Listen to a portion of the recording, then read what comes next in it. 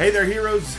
Welcome to our official Infinity War watch party. Of course, my name is Duncan, and with me, as always, actually in the flesh, in person this time. In the flesh, in person, yes. You've been through the magic of the internet the past number of times.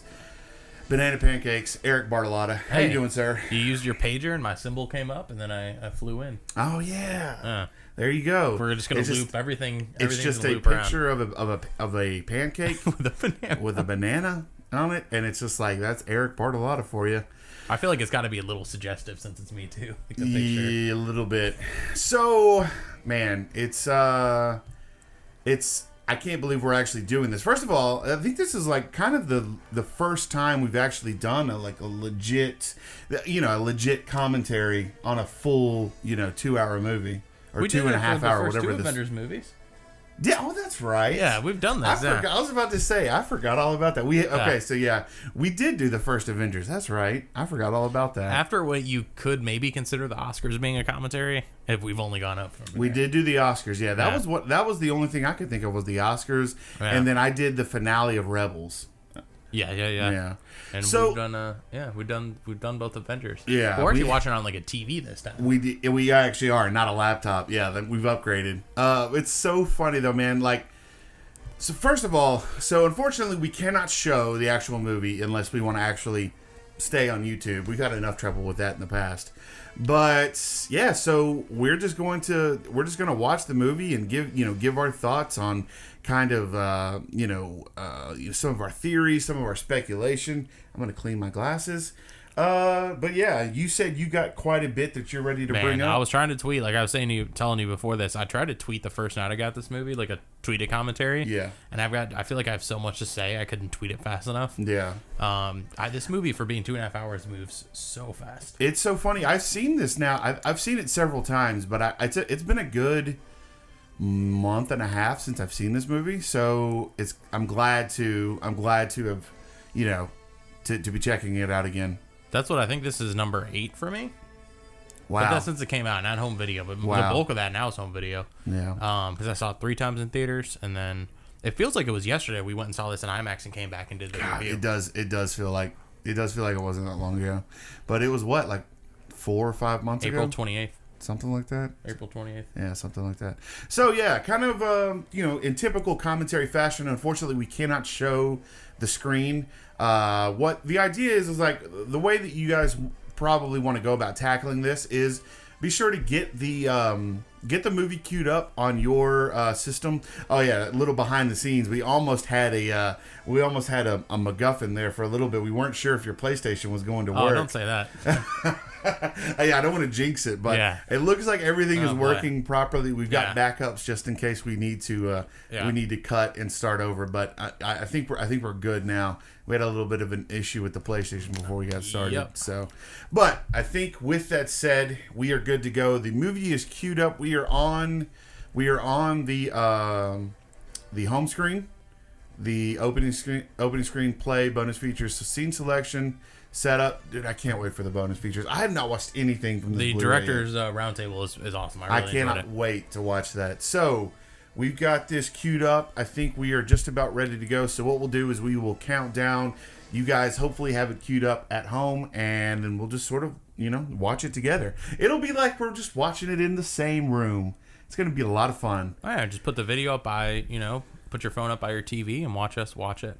Watch us watch TV? Yeah. Watch me watch TV? I've done that before. Like, there's the Collider guys that did Isaac likes them a lot. They did all of the Star Wars movies, and dude, I would put them on my laptop and then put the movies up on my TV, and then just kind of hit play at the same time, and then it's kind of like you're watching it with it's just a lot of fun. It's fun. It's like you have friends. It's like you've got friends. So without further ado, I guess we are about ready to start. One thing before we get started, I wanted to remind everybody that to subscribe to the HeroShot Media YouTube channel, and be sure to keep in just be sure to keep a lookout for the next video where we will be posting about the Infinity War Steelbook giveaway. We will be giving away another copy of the Steelbook later on Wednesday of next week. Wednesday, if you guys are watching this in the future,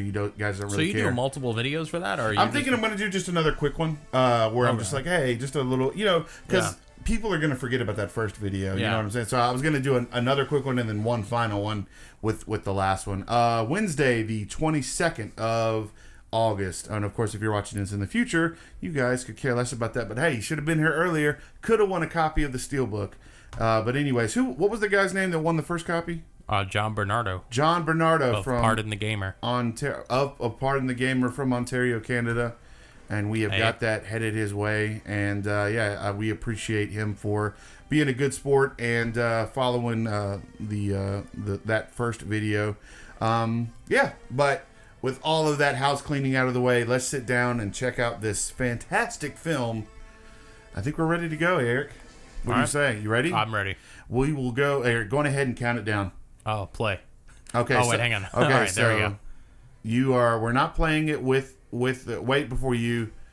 When you get ready to hit play movie, just count it down. That's odd. We don't want the. Okay, play movie. 1, 2, 3. Play movie. I was thinking more of like a 3, 2, 1, like a NASA style. Oh, sorry. I mean, like it's whatever, but we'll make it work. Man, have you seen it? Oh, never mind. This is. Have I seen? Oh, never mind. Never mind. First Man, with Ryan Gosling, like the trailer. Oh yeah. That IMAX footage. That IMAX one in front of Mission Impossible was fantastic. I was trying to find it. Claustrophobic. I was trying to find it the other day. It's not online. I think it's only in front of the movie. Footage was okay. So all right, here we go. We are coming into the Marvel fanfare. The new this one. Opening is amazing. Barely any background noise. Did you hear that they confirmed that this voice is Kenneth Branagh? Yeah, from the director of the original Thor movie. Very Shakespearean. Was he in that movie? I'm sure he cameo somehow. Trying to remember if he is or not. He's in a lot of the movie that he directs. I'm gonna bump a little volume here. Dude, just the fact that you don't have Thanos already has a Power Stone. He's already wrecked the Asgardian ship. Right. Like, it's kind of awesome how they just go into this. Like, there's so much dread to start this movie. I guess I don't need the headphones. I'm gonna sit those right there. That's why I couldn't hear it. I was trying to figure out why I couldn't hear the movie.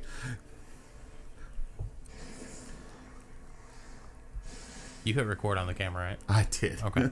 I can see it. It's right there. Like, if we watch a whole movie and you're just like, oh, I got to record. Dude, we don't want a replay of the Ant-Man review where we go through an entire 45-minute review and I forgot to hit record.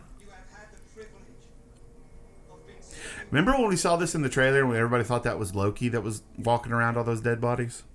Yeah, because it looks like human legs. I'm sure that's a real person walking right there. I think most of it is for these characters, or at least for Ebony Maw. Ebony Maw is a really cool character. And then they just went in and they put the mocap face over it. I hate that Ebony Maw died so fast in this movie. Yeah, I really think he's cool. I mean, but the thing is like, that's of course where you get into like speculation about like, because I read something the other day talking about how somebody had mentioned that it almost seems like in order to use the Infinity Stones again, like Thanos is going to have to get another gauntlet built, or like it like kind of permanently damaged him. Yeah, it's his arms all messed up. Oh, the way he picks up Thor here is so cool to me. Like Thor's wrecked. Imagine Thor at the end of Ragnarok, and he's like truly the god of thunder for the first time, right? And it's like somehow he just got wrecked.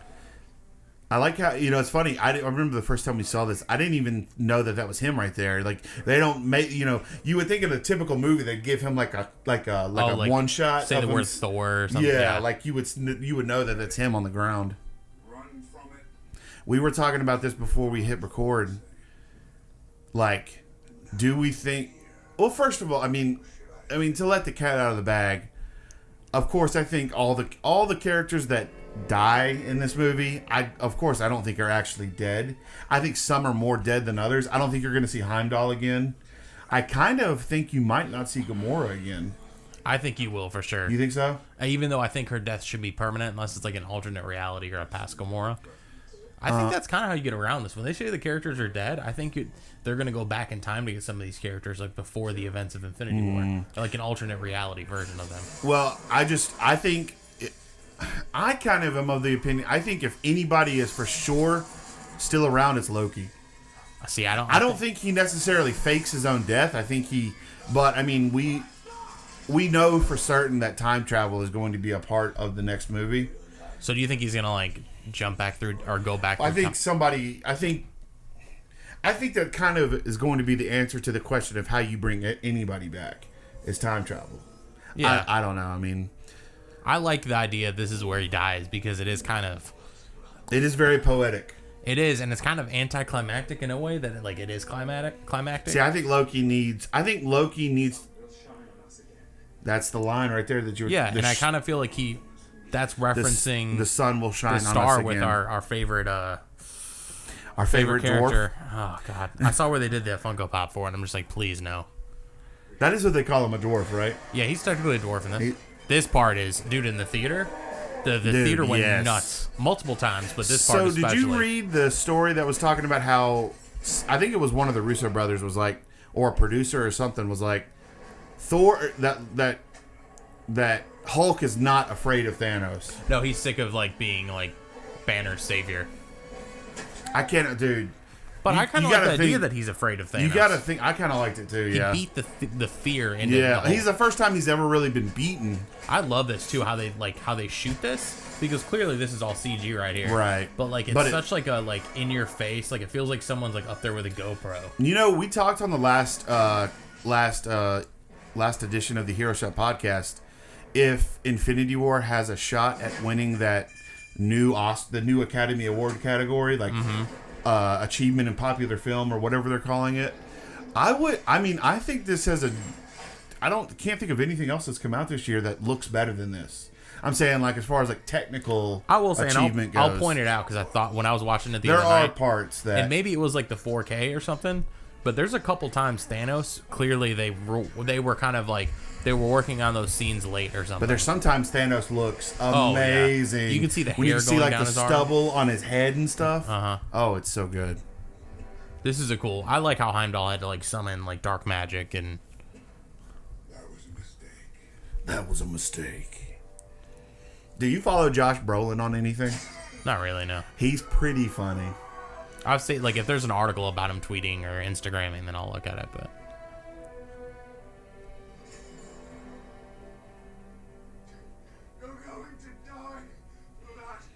I don't like that he adds for that. Like the way he says it. He could have said, "I'm going to kill you for that." Yeah, like you're going to die for that. Who do you want to take out Thanos? Ultimately, if anybody does take out Thanos, who do you want it to be? I haven't even thought about that, to be honest. I want it to be either Drax. It's gonna be or Iron Man Thor. somehow. It's gonna be Iron Man somehow. Probably. I love the score in this movie. That makes a lot of sense, though. Like I love how this is just like, what is this? A violin? Probably, or like a viola. This is a little silly. I don't like whenever he gets the stones. He always yells when they go into the gauntlet. You notice that? You only really see it like, you know, like especially like when he gets the last one, when he gets the soul stone. Oh, like it's like oh, it's so much power. He's about to do it, and I'm like, dude, calm down. It's just it's just a space stone, you know. I mean, that goes to show that we were talking about Thanos' abilities earlier. The fact that he can harness all of the power stones at once shows that, I mean, he's pretty formidable. You know what I mean? Absolutely. Because he could just be a Hulk. Right. Dude, I don't even think the Hulk could harness all 6 power stones. So this is the theory, like right here, yeah, where a lot of people think that this is like a little trickery on Loki's part. Little mischief from the god of mischief. There you go. Choosy moms. Have you ever seen the footage of Tom Hiddleston dating Taylor Swift? No. Auditioning for the role of Thor? Yeah, it's weird. It's kind of weird. It's very 90s looking. Yeah. Like it's like Nick Cage when he was going to be Superman. I do love the fact that he says like Odin's son and looks at Thor and he's kind of like, that's the look even before he sees a knife where it's like, yo, I'm about to do this for you. Well, I think Loki needs to be redeemed This is Loki being redeemed. You think this so? is his arc? He doesn't Yes. do anything though. He tries to kill Thanos. You don't have to do something crazy to actually have a complete arc. I mean, or to be I'm with you, but I mean, I think he knew that there was no. He knew that there was no way a knife was going to do anything. This is him falling, or like this is him jumping on a grenade for someone. This is him being redeemed. It doesn't do anything, though. But he doesn't have to have some big heroic change. The Last Jedi is all about that. Yeah. People expect these giant heroic changes, or everything has to have a giant meaning. And it's like, you know what? Loki was a really bad person, and he was good sometimes. But also, Loki's probably selfishly doing this for something. Right. Like,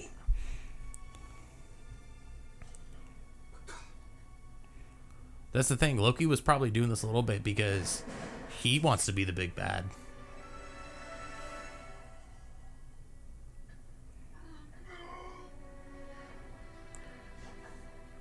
See, I feel like Chris Hemsworth kills it in this movie, man. This moment, yeah, absolutely.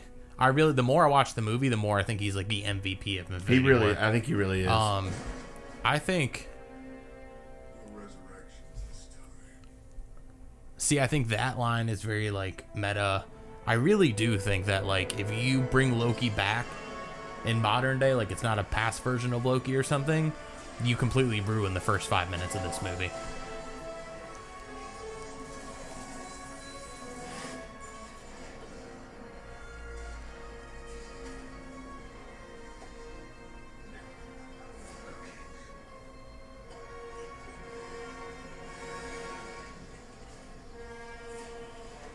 So Thor's alive and he's floating in space after this explosion, right? Do you think Loki's body like disintegrated because he was dead, or no, because he's still like a superhuman?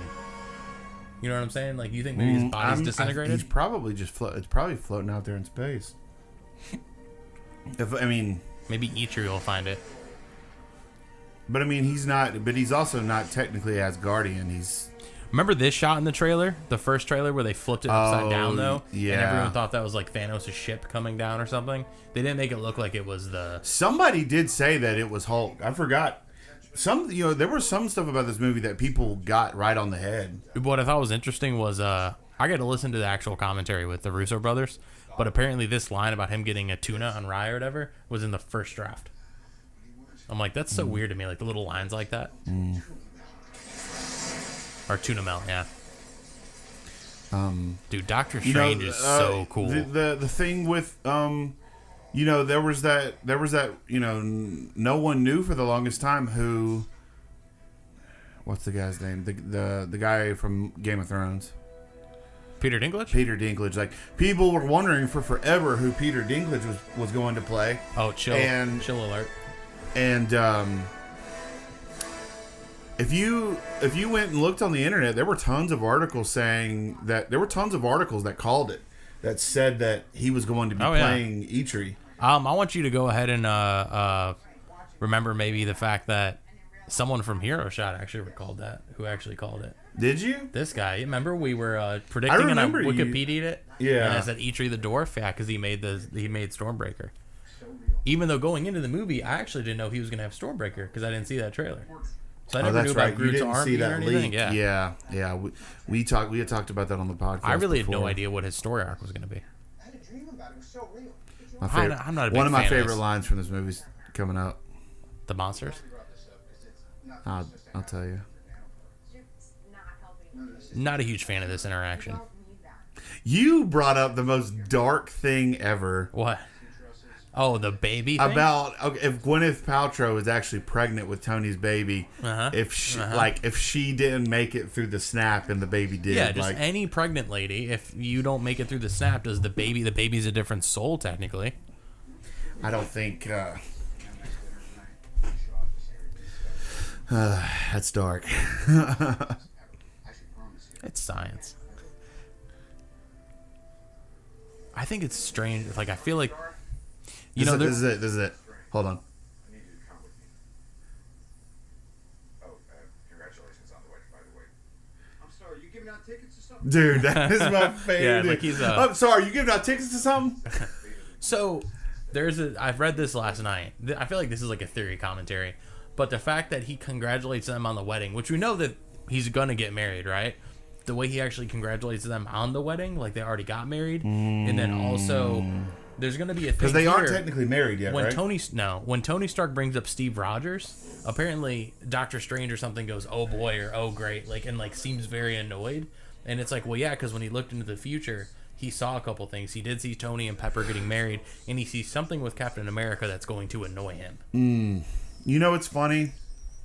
One of the big things that I was curious about going into this movie, especially after Civil War, was what that interaction between Tony and Cap was going to be like. But this movie is so expansive, so big, they never come across each other. You know what I'm saying? No. And you know what? That's fine. I like how there's like two big teams in this. I kind of do too, yeah. They're saving that for the next one. Yeah, I mean, unless they pop up in another one between now and then. The only one between is just Captain Marvel, right? Yeah, that's March 8th. Gosh, dude, I can't wait for that. We're as of today, we're 249 days away from Avengers 4. Wow. Still no title. Just 249 sleeps until Avengers 4. It's going to be Avengers Endgame. So if they do a double feature for Avengers 4, like you see 3 and 4, Malco, are you going to do it? Like opening day? I might do that. Yeah. I gotta figure out. We gotta have big plans for Avengers 4. Yeah. If Thanos stays out sick, why don't we just stick this one down? Man. Tattoos. Yeah, tattoos. All right, so watch this. Jerry's named the flavor after me, so Oh, I love this part too. I do wish Ben and Jerry's came out with real ice cream with these flavors as like a product tie-in. whatever the point is, Hulka burning fudge. Funny. They were very light with that kind of stuff. Of course, you have to have that kind of stuff in this movie, or in these kinds of movies. But I remember back in the first one. That's one of my favorite lines of the movie. Oh yeah, douchebag. Protecting your reality. You know, like in the first one, everybody is driving an Acura. You know what I'm saying? Yeah. And they were just a little bit heavier handed with that kind of stuff in those Burger movies. King and Iron Man, yeah. Tony, you've lost another Superbot. Didn't lose him. He's more than that. He's evolving. This movie does a good job It's evolving on its own. of getting everyone's characters or getting you up to speed as the audience. Probably Steve Rogers. See, look. Did you see that? He goes, probably Steve Rogers, and Doctor Strange goes, oh, great, and just like gives this like, oh. Well, how would he know? Like, what Yeah, because I mean, I'm sure somehow the world probably knows like that the Avengers broke up. Yeah. But that the Avengers are still technically going on. They wouldn't have the headquarters. Don Cheadle wouldn't be there. They're just a it's kind of who is it? Who is it? It's like Captain America is a terrorist technically in the world of Spider-Man. Doesn't someone mention that he's a domestic terrorist? That's what he's classified as. Yeah. Thor's gone. Thanos is gone. It doesn't matter. Yeah, and could you imagine thinking like right now, like Tony's soul, like, oh, Thor's dead, he's gone, like he's. It's weird how after seeing this movie, there's still people that pronounce it Thanos. I do by accident all the time because habit. I used to call him Thanos. Or it's funny how Thanos, you can read things. There was somebody, I think it might have been John Schnepp, mentioned that when he was a kid, when he would read the comics, he thought it was pronounced Magneto. Oh, and wow. not Magneto. You know how bad before I left AT&T, I wanted to search that number in the system to see if because they were gonna have it active with like a voicemail with Steve Rogers, right? And like just see like the address and stuff. That it's would highly be illegal, awesome. but yeah, very like tongue in cheek. And you just text it, and it's like it sends you back like an automatic message. Oh my God! I'm sorry. Go ahead. I wasn't. I was about to get really excited. And say I was just gonna say, I really want those warm ups that Tony wears throughout the movie. You could buy that jacket. They do like a replica of it. I thought it was like an Under Armour jacket or something. This like one shot is amazing to me, and this was all done on a set. So obviously this isn't all practical, but like that background, right here, background's CG for sure. This single shot though, I love. Like it doesn't cut away. It's gonna move really fast a couple times, and I think that's them cutting, technically. But I just love how this looks. Like as you're on the ground level, you have Iron Man and Doctor Strange. That kind of stuff that Doctor Strange does. Yes, dude, Doctor Strange is so cool. The cloak is real right there, which is crazy. Wow, really? Yeah, look. If you look at it, you can tell that it's real. Yeah, I didn't think it was ever real. But I guess there's a big difference when it's real and when it's not. But whatever. Man, they should have put Miles Morales in this movie. No, I know. I'm just joking. But I do think I really think that after Into the Spider-Verse, I wouldn't be surprised if you start seeing Miles Morales all over the place. Oh yeah, I think so because he's already kind of almost that way. Him and Gwenpool. Yeah. Not Gwenpool, Spider-Gwen. Sorry. Spider-Gwen. Hey, it's Stan Lee. You think his last cameo is going to be Avengers 4? I think that'd be a good time to stop. I don't want to speculate, but hopefully Stan's around till well, not like he's dead after Avengers 8. 4, but I think he should stop doing his cameos at a certain point. I think he should do them until they can't do them anymore. Have Kevin Feige do cameos now. That would be cool. Huh. He's always in a hat and a blazer. I wonder, you'd have to get his estate to okay it, but they could very easily just get an actor and just do a CG face on him. No, he could just say the word hope every time. He could say, Excelsior. Excelsior. This is where we had that BS theory a couple weeks ago. People went nuts. Yeah. It's Captain Marvel's shirt, man. Yeah. So, to be fair, though, get out of here. That guy on Twitter is really giving people a lot of crap for that. To be fair, there are some angles where that thing hanging off... What's that thing's name? Call Obsidian? Call Obsidian, yeah. That sash hanging off of his belt does look like it's Captain Marvel's colors. It does. In certain shots, it does. Here, it very clearly looks orange and purple, but... In certain lighting, it looked very red and blue. You notice, so Ebony Maw's talking to him, right? And even in the opening scene of the movie, he's got that weird dent in his head. But later here in this fight, when he does like the cement bricks, who has a dent in their head? Ebony Maw. He's got this. He shoots the bricks as like spikes or whatever. Oh yeah. And they shoot him back, and one hits him in the head. It looks like it puts a dent in his head, but he already has the dent there.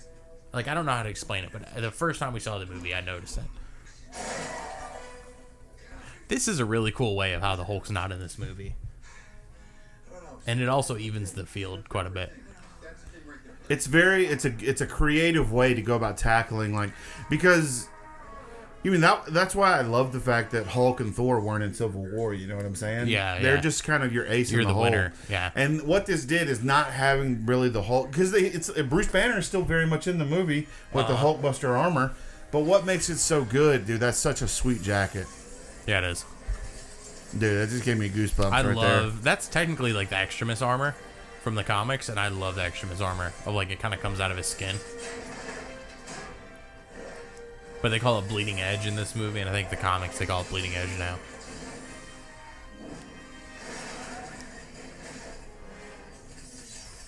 It's so funny that Ebony Maw bites it first, because it kind of gives the impression that he's the strongest member of the Black Order. Yeah, you kind of feel like he's second in command. Dude, I love Doctor Strange so much. I was not crazy about the character, but after seeing it 2 times originally, he's probably my second favorite part of the movie. He's so cool.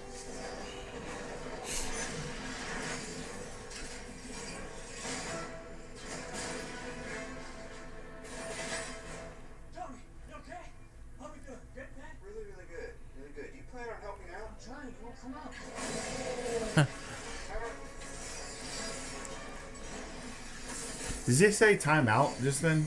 No, he said he won't come out. Oh. Yells no, and he passes out. No. That's awesome how they do that. I like how he passes out. What do you mean, no?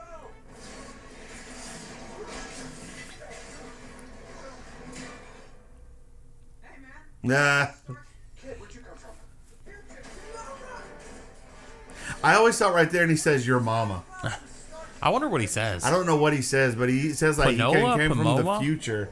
But then it sounds like he says, "Came from your mama." No, a field trip from something. Oh, MoMA. Is MoMA in New York or MoMA something? is a thing. It's the Museum of Modern Art. Oh, okay. This right here. That might be what he says. I don't know. Maybe he says something. But see, it cuts him, but that dent's already there. I don't know. He kind of has weird things on the side of his head already. Oh, this whole exchange is awesome too. He must be popular with the children.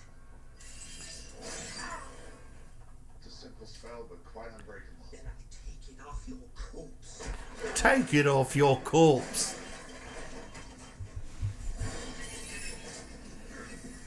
Dude, you know, I was thinking about that moment when you get like the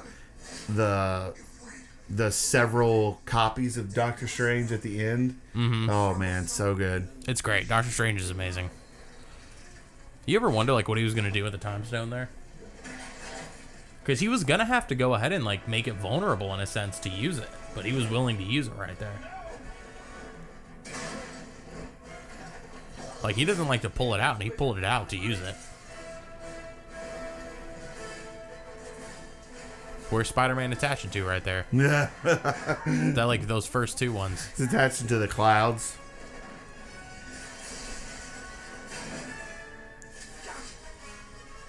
Can you imagine Doctor Strange's body just hitting off the pavement? like Banner in Thor Ragnarok. Yes. It's so funny he survived that, but I guess the Hulk like kind of saved him. I'm not sure.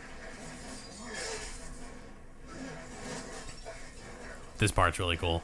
Wong is pretty ballin', man. I like Wong quite a bit. I'd hoped he would be in the movie more, like be more like an official Avenger, kind of. Yeah. Boo! Walker's ready to my wedding.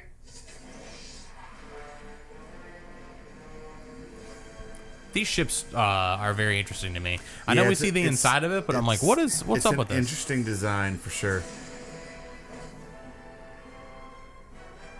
Like, is there no gravity in this ship so you can... This is cool too. I love the fact that Tony Stark is always making and improving things. Like, that's got to mean something. You know what I mean? Like, yeah. You gotta let go. I'm gonna catch you. The wizard. You know what's weird? So it's like he's wearing two Spider-Man suits this entire movie. Right. Because it just goes over him. That's kind of interesting. I've never thought about that. Didn't they say that in Far From Home he'll be back in his original suit? Yeah, which he should be.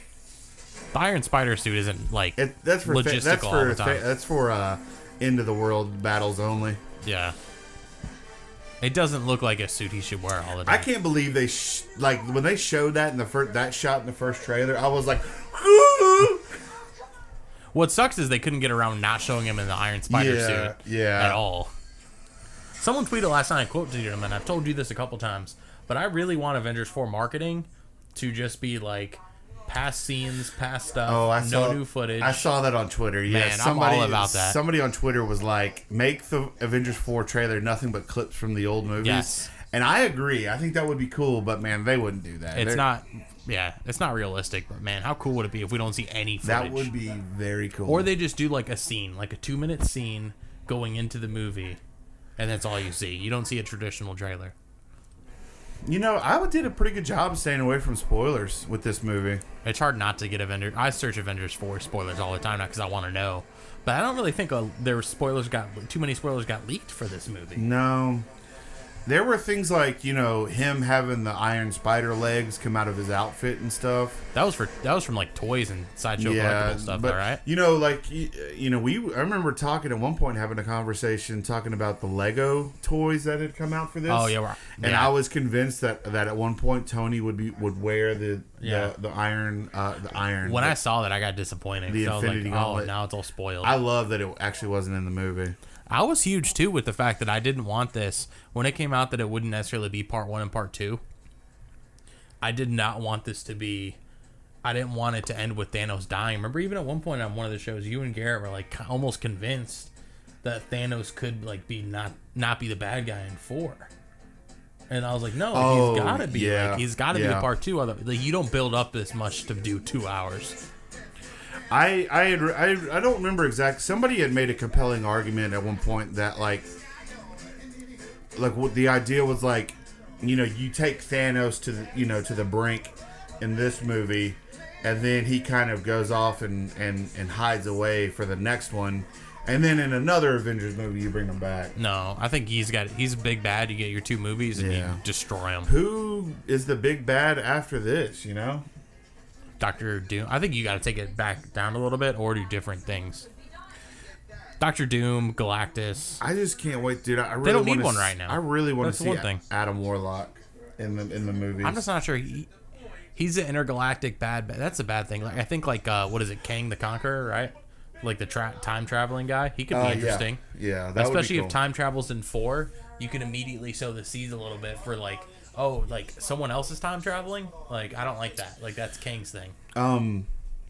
Is it Kang or Krang? Krang is Ninja Turtle. Kang right? the Conqueror, I believe. One thing that Ernie, Blurred Without Fear, friend of the show, had mentioned in a video that he posted a little while back, after the, sort of the confirmation of the, eventual Fox acquisition, he was talking about saying that Kang the Conqueror is actually because he's originally a Fantastic Four villain. It is actually part of that. That's the reason why, like, they'll now be able to use him. Yeah, I could see that. He's probably is part of the Fox deal. I love the fact that Groot's like a cussy little teenager.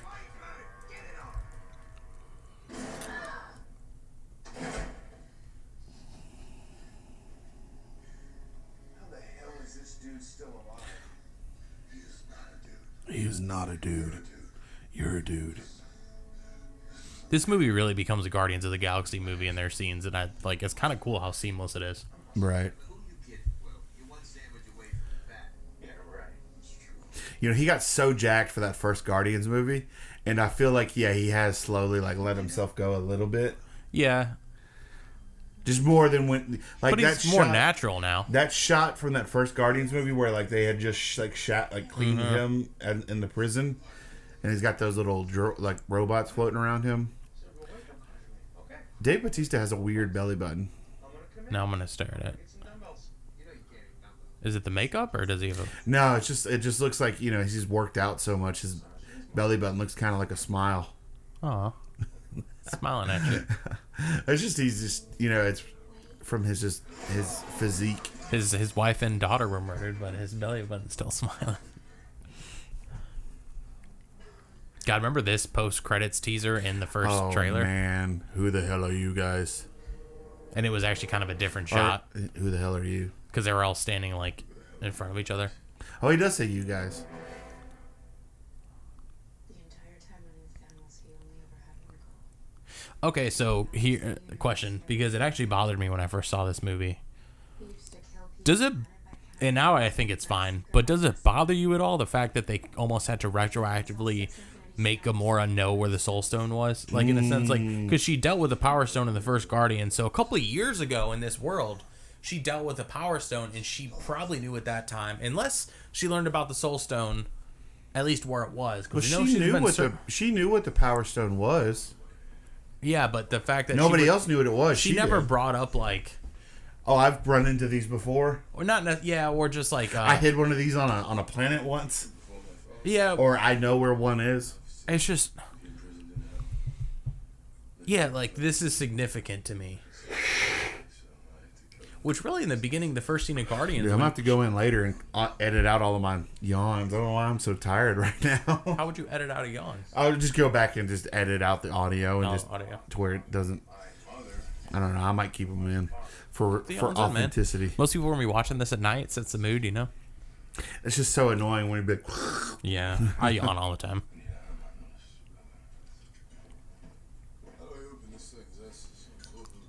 Four-digit code.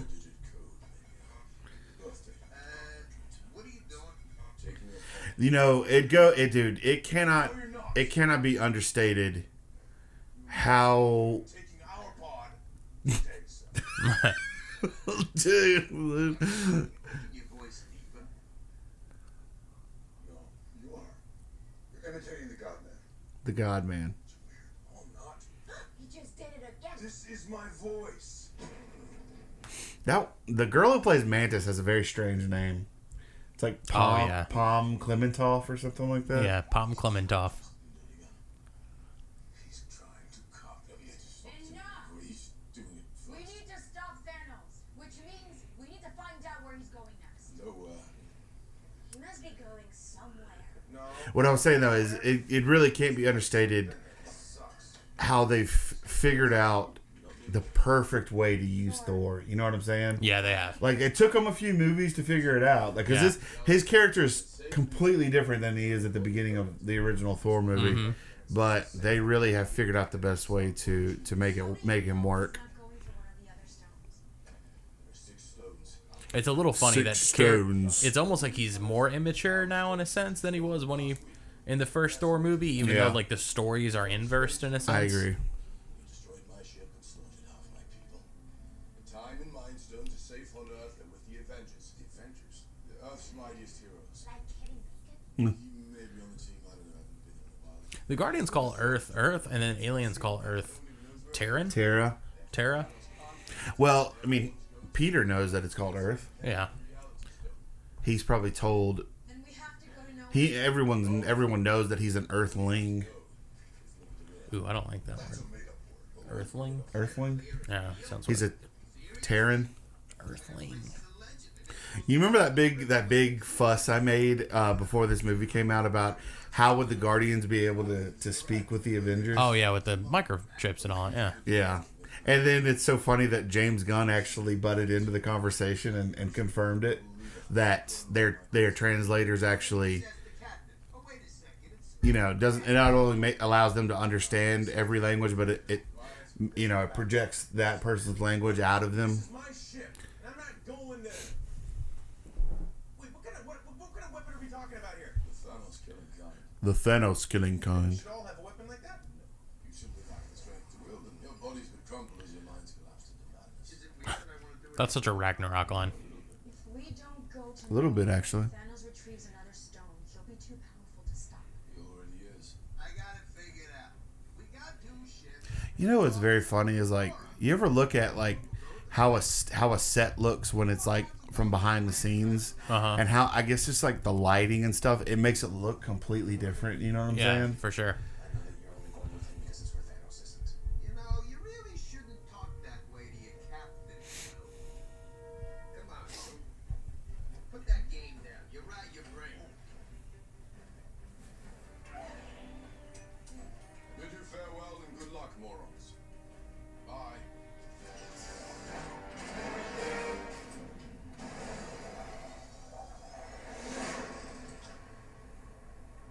I've never noticed that, like, that scene or that clip right there where he's saying goodbye to them. That's the clip that they used from the trailer, but they just had more people. They edited them in. They stitched together the one where he actually turns around with that. Yeah, even down to putting people in that shot. This romance, and we'll eventually get to it, but the scene with her having to destroy the Soul Stone, honestly, is my favorite scene in Infinity War. Like, just like those like 10, 20 all right. seconds. Dude, I think it's awesome how they like build this love story, and how, like, one, you have Scarlet Witch destroying the Soul Stone. You have her killing Vision, which is crazy because he should be the most powerful Avenger. Easy. You have her holding back Thanos with 4 stones. Like, it's... Oh, I love it. It's just... I really, really love that moment in the movie. This is way too much Paul Bettany for me, though, right here. Because even the way he's smiling and talking... It's not Ultron, it's... Ultron. How do you call him? Ultron. Or, I'm sorry, Vision. Ultron? Ultron. Yeah, he pronounces Ultron. it. I am not Ultron. But I love the fact that they went with it. And they're like, we're going to do the romance in the MCU. And it is funny that, like, this perfect robot, essentially, is getting, like, falling in love, and he's, like, stumbling over his own words. That's cool. Because he is advancing. When Tony says earlier in the movie he's evolving, he really is. He's evolving on his own. When Thor said it, sounds like. Kebabs. Nah, that's from the original Transformers movie. That blonde-headed girl, she goes, "It's evolving on its own." I don't remember. That's what Anthony Anderson. Remember Anthony Anderson in the first one? He eats all the donuts. So that sounds like me. Man, I could go for a donut right now. I could go for anything. I'm kind of hungry. I told you. Yeah, we should have got something before this. I told you. We could have done wings again. We will deep fry your kebab. I've never noticed that sign before. That is funny. Dude, this part of the theater was terror. I jumped. Yeah. Yeah. Of Corvus Glaive is like just a little goblin monster. Like he looks like he's from like Lord of the Rings. That would hurt so bad too. You can make an argument for several Avengers that should be like the strongest Avenger, because you could say that Scarlet Witch could arguably be the strongest. Technically, Avenger. she can beat Vision, so yes, she is. I think this movie pretty much confirms that at least right now Thor is the strongest Avenger. They had to make Vision injured the entire movie. Yeah. And then they had to kill him twice. So that's another great thing is like Vision gets killed twice in this movie. That's crazy.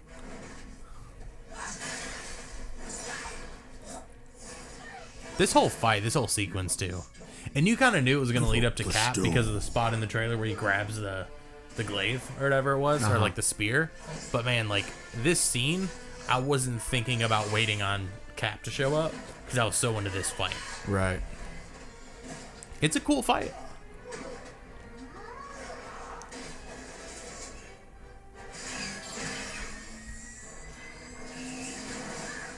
That's awesome practical shot. That reminds me of that scene, Vision's kind of birth in Ultron. That moment when he sees Thor's cape and he creates his own cape. That's such a, just stuff like that. The way they're able to kind of explain everything and just make it work. Yeah, and it never feels forced. It doesn't, no. And that's one thing that I was going to mention earlier is I watched this movie with my mom, a couple of months ago, and she's never seen a Marvel movie ever, and I think she actually enjoyed it, Yeah. She said, "Darnell, thank you for watching this movie with me." Darnell, talking about And you me? said, "Mom, that's not my name." She's like, "Thanks a lot, Dustin." Thanks a lot, Dustin. Patted you on the head. She looks kind of fake there. I will say the CG on what's her name? Oh my god, why can't I think of it? Proxima Midnight. Oh yeah, Proxima Midnight. The most Final Fantasy name in the MCU. Yeah, dude, this part. They all have names that kind of go back to being dark or like dark colored. You know what I mean? Like Cole Obsidian's the coolest name. Obsidian is black. It's a Well, black. his name was changed from the comics. He's the only one whose name. His name was originally Black Dwarf. Yeah. And then there's Cole Obsidian, which Obsidian means black. Do you think they did that because they thought it was like offensive to say dwarf, or not to confuse? I think they just wanted to avoid Black Dwarf is like nobody. Obviously, it comes from. That seems problematic a little. It does seem a little problematic. It does. Yeah, and I don't knock him for changing the name, but not everyone knows that that's the name of like a dying star. But do you or think whatever. kind of like there's like dark elves in fantasy? Do you think black dwarfs? Well, I guess his name was Black Dwarf in the comics. It's not like he's a black dwarf. But like if it was like a different race, like a dark elf. Dude, this whole fight scene, by the way, we've been talking through it, is really cool. Yeah. Like how they all just seamlessly work with each other. I hate that. What's her name? She only got like 4 lines in the movie. Who? ScarJo? No, the woman that plays Proxima. I can't remember her name right now. Oh yeah, great actress though. From Gone Girl. Yeah. The best actor ever is sister in Gone Girl. Dude, Captain America is pissed right here. He gives him that look like, why did you do this?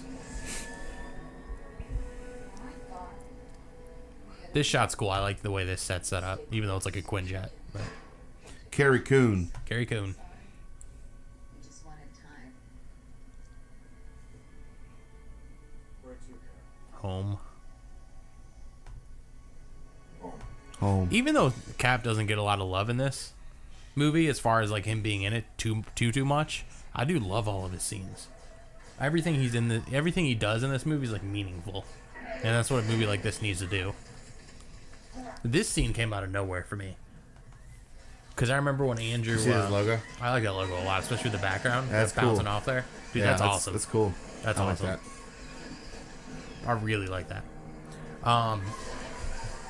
When Andrew did the trailer explanation to me, and he said something about a green hand holding on to like a purple Thanos hand or a purple Hulk hand. Yeah. I thought it was going to be modern day Gamora. I had like no idea that it was going to be a baby Gamora. Oh yeah, you could tell very easily from the trailer. Yeah, because he it's just like said the way he described her it. little hand like barely can fit around his finger. Do that again. Do that again. There we go. Does everyone see that? When we do a fan version of Infinity War, you're gonna do that. We'll just get a marker and we'll do one finger purple and the other two fingers green, and just be like.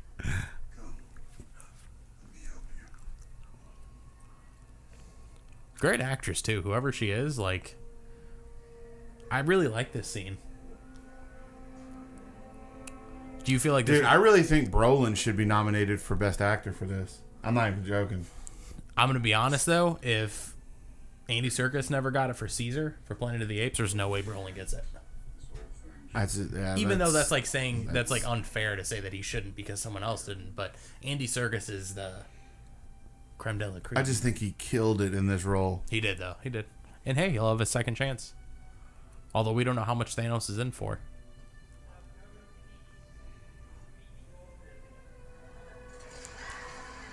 Can you see that knife anywhere, that dagger, whatever you want to call it, in any of the other Guardians? I don't think so. I don't think it ever comes. It's like Han Solo's dice. Never seen it before. Go and meet. I wonder if that's just dead at the bottom of the, or that's like laying by her dead body. Okay, I'm gonna say it here, and this is probably an unpopular opinion with this scene. Drax's whole thing, I get they needed comic relief, but I feel like it kind of drains this scene of how important it is. Yeah, that's one thing. I do agree with that. They make Drax all he is in this movie is the comedic relief. Mm-hmm. And where you go back to the first Guardians movie, where like he's very like he's a tormented kind of what do you call it, he's a tortured sort of character. Soul? Like a tortured soul? He's a tortured soul. That's a good way to put it. Uh-huh. Because of his family. And then yet in this movie he runs into Thanos and he still is just the comedic relief. Yeah. I mean, granted, he wants to go run and like kill Thanos right away, but If I tell you, you know too. But I was lying in the first movie. Remember that first movie we were in together?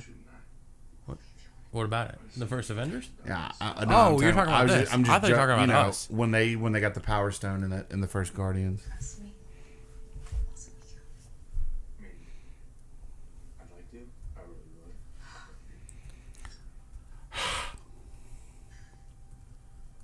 It's kind of crazy though, this scene, especially not knowing the context for later on when she's like, "Please kill me." It's like, and then especially when she says, "Swear on your mother." Like, that's huge if you know Peter Quill's character. Yeah, that was one of the things that somebody had mentioned on that YouTube video. The giveaway announcement video is one of the things somebody said was like that the moment with Bubblegum is was somebody's favorite. I put that up there. Was that you? No, I don't think. Maybe in the Somebody moment it was, posted but it as like it was their favorite. oh, dude, because I seriously thought he was gonna shoot. I mean, he does shoot her, but I really thought he was gonna do it. An hour. Like this. This goes on a little bit too long. The ability of standing so incredibly still that I've become invisible to the eye. Watch. And also, their ship isn't that big, so like, what's? You're eating a Zargnut. Well, I guess Groot just wants to be by himself. So slow that it's imperceptible. I'm sure I'm invisible. Hi, Drax. Very forced. I'm glad they got rid of that James Dude, Gunn. how uncomfortable do you think it is wearing that paint on your skin all day, Man. and then having all the fake tattoos put on you or scars? These characters are real? Okay. Oh yeah, Yeah, man. so it's not a problem. Yeah. This place looks deserted. Ready to move in. I love this entire sequence.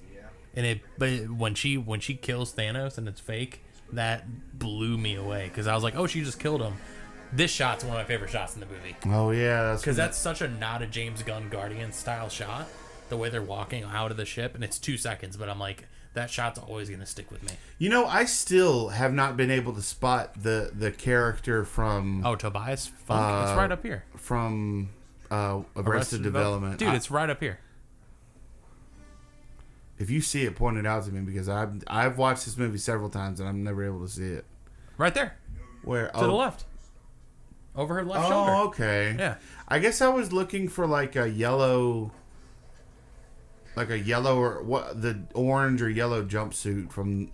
I don't know why I was thinking he'd be wearing. Oh no, it's not the dad. It's the blue. No, I'm saying remember the yellow outfits they have to wear in the prison in the first one. Yeah, but he's not. I know. Yeah, I don't know yeah. why I was expecting to see like a yellow, no. him in a yellow No. jumpsuit.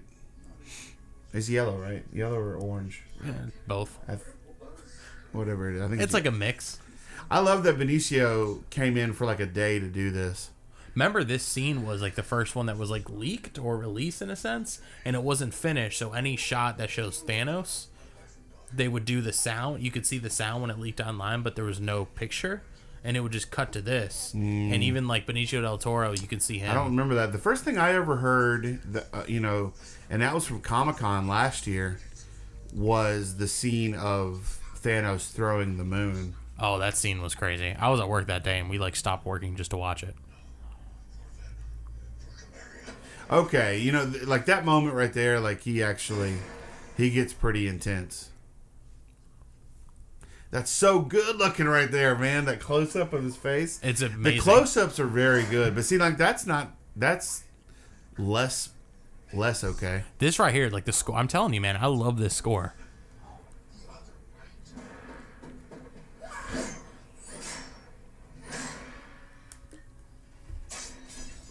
He snaps a lot of swords in this movie. Well, just two, but Right. dude, the CG right there is impeccable. Yeah, all the close ups are really good. I love the scars. I want to know how he got the scars.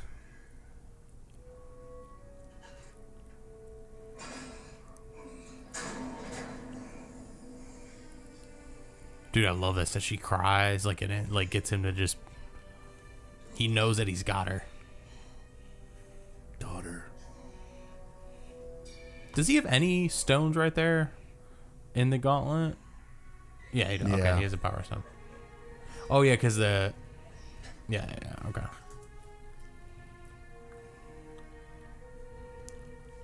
That was quick.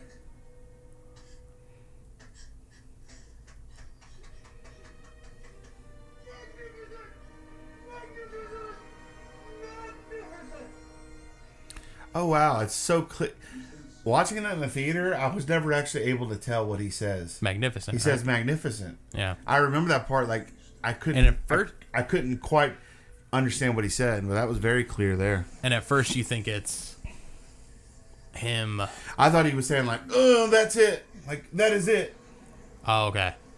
Well, I like the fact that you kind of think for a couple seconds that he's excited, like magnificent, like you killed Thanos, but it's actually Thanos kind of speaking through the Collector. I love this. Like nowhere is screwed. He completely screwed them over.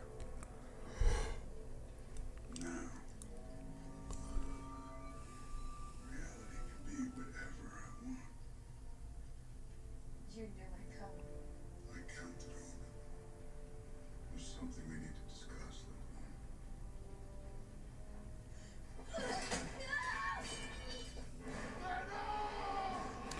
Thanos.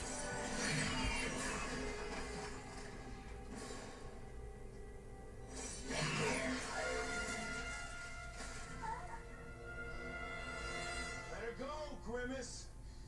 Peter, I told you to go, right? now?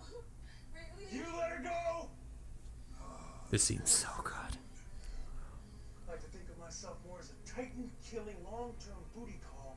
Let her go. Peter, I'm gonna blow that nutsack of a chin right off your face. not him.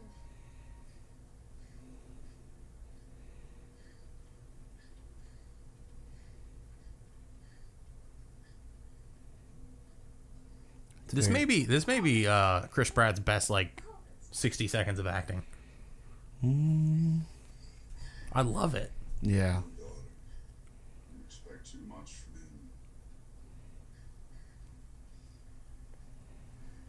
She's asked, hasn't she? I feel like you can see him play it out in his head, like what he can do, what's happening, and then like him realize like you can't do anything, you have to shoot her.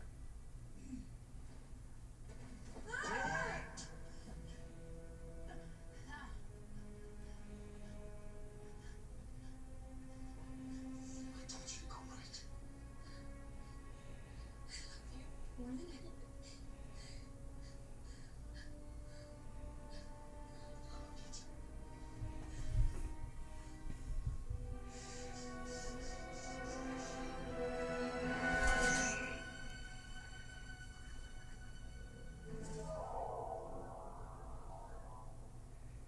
I like you.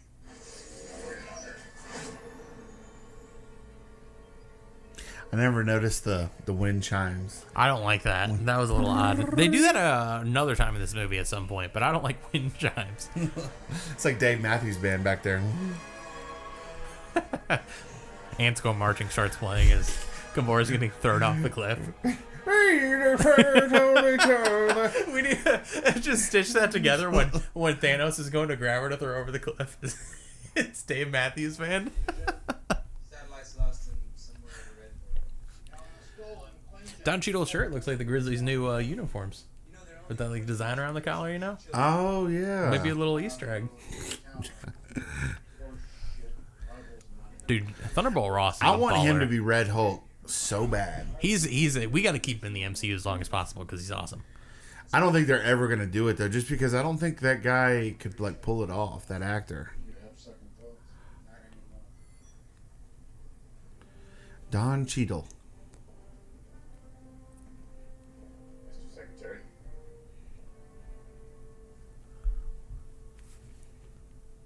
You got some nerve. What if that's like a real thing? You could use some of that. Oh, I'm sure you're. Scarlett Johansson and Elizabeth Olsen have kind of like similar features. You think They're both. In that shot, they looked very similar. And I'm way past asking permission. Earth just lost her best defender. So we're here to fight. Whenever I hear that line about him, Want to stand in our way. way past asking for permission, I think of the meme that came out right after Infinity War came out, and it was a picture of Cap from Captain America 1, and it says, "I'll have her home by 10 p.m." and then it's a picture of him right there, and it says, "She calls me daddy too." court martial? Great to see you. You too, Ray. Did you just snap some farts into existence? Really look like Nah, Oh. I was like, Yeah, well, the hotel is one. I like how Vision was stabbed through the chest, and they're just like, "It's good to see you, buddy. good thing you don't have blood. Let's take a while." Yeah, he can't bleed out. It's okay. Good thing you don't have hemoglobin. Go sit over there, Vision. They really do what they need to just push this Bruce and Natasha thing right under the rug.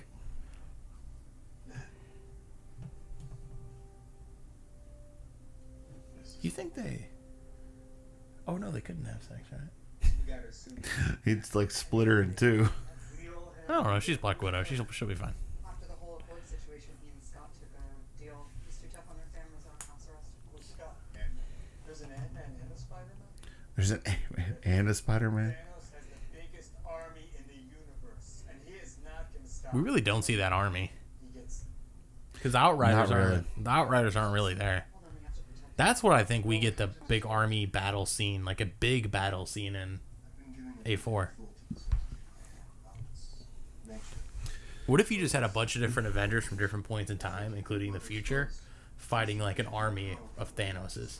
That'd be so cool. That'd be crazy. Man. And all the little ants are marching. That's stuck in my head. They all do it the same. There should be a whole just complimentary piece of like the best Dave Matthews Band music to listen to during different parts of MCU movies. Yeah.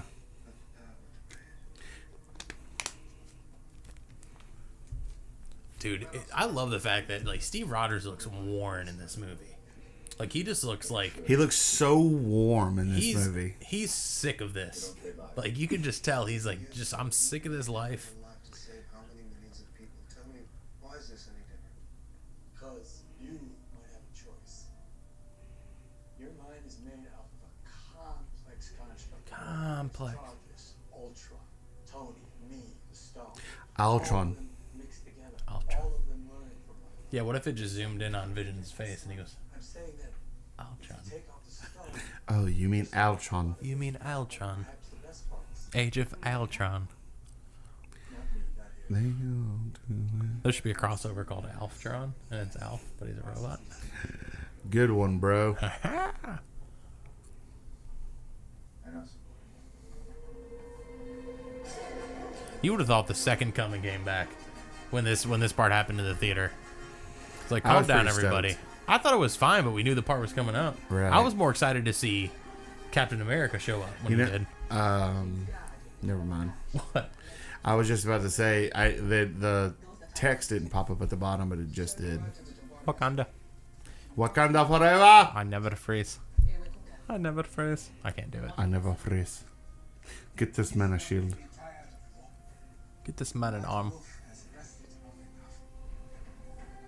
I like how he's rested long enough as he's like throwing bales of hay. He's like, why are they making me work on this farm? This is BS. I only should- got one arm. They should have shown him playing like Wii bowling, you know? Yeah. You only need one arm for that. Or like darts. That arm is sick. Pretty cool. There's a fight. His arm should have dropped when he disappeared, though. That would have been kind of funny.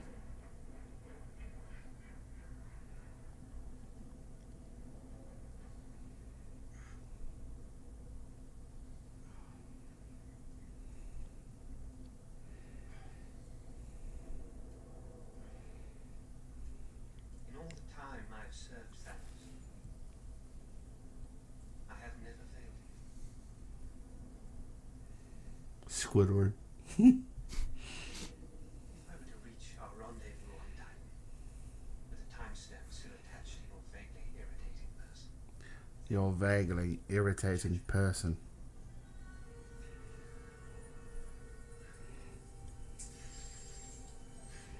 Dude, I bet that just is so painful. I've never been able to tell. Is it going into his skin or is it just like touching him and like? No, it's going in. Because the way he explains it, too. He says something about it being used for, like, microscopic surgery. Right. Yeah. So I think it actually is going into the skin.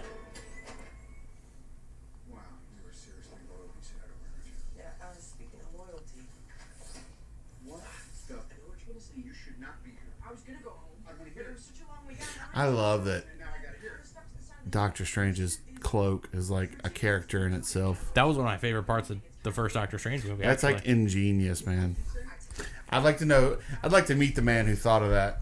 You know, that probably wasn't in the script originally, and somebody came up with that. I wonder who came up with that. Well, I mean, it's from the comics, but yeah, to make the cloak like its own Is it scent. from the comics? Yeah, the cloaks existed. Like, it's a smart cloak.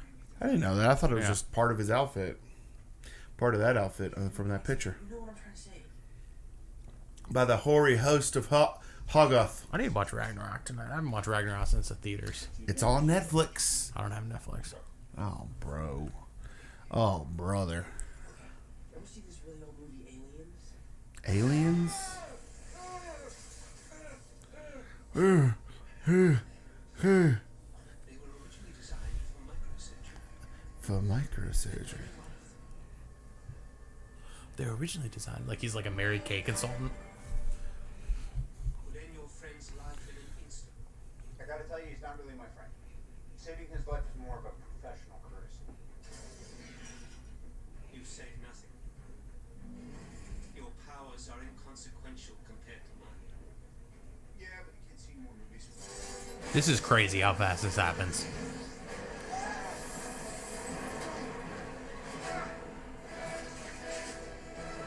Shouldn't Doctor Strange's head have exploded? Like right at about that time. I think you can survive in space for like a split second. What if they tried to reenact the Gwen Stacy scene from the comics and he snapped Doctor Strange's back and killed him? Everyone officially left. Cool. Cool. Turn the ship around. Yeah. Now he wants to run. Great. I protect the stone.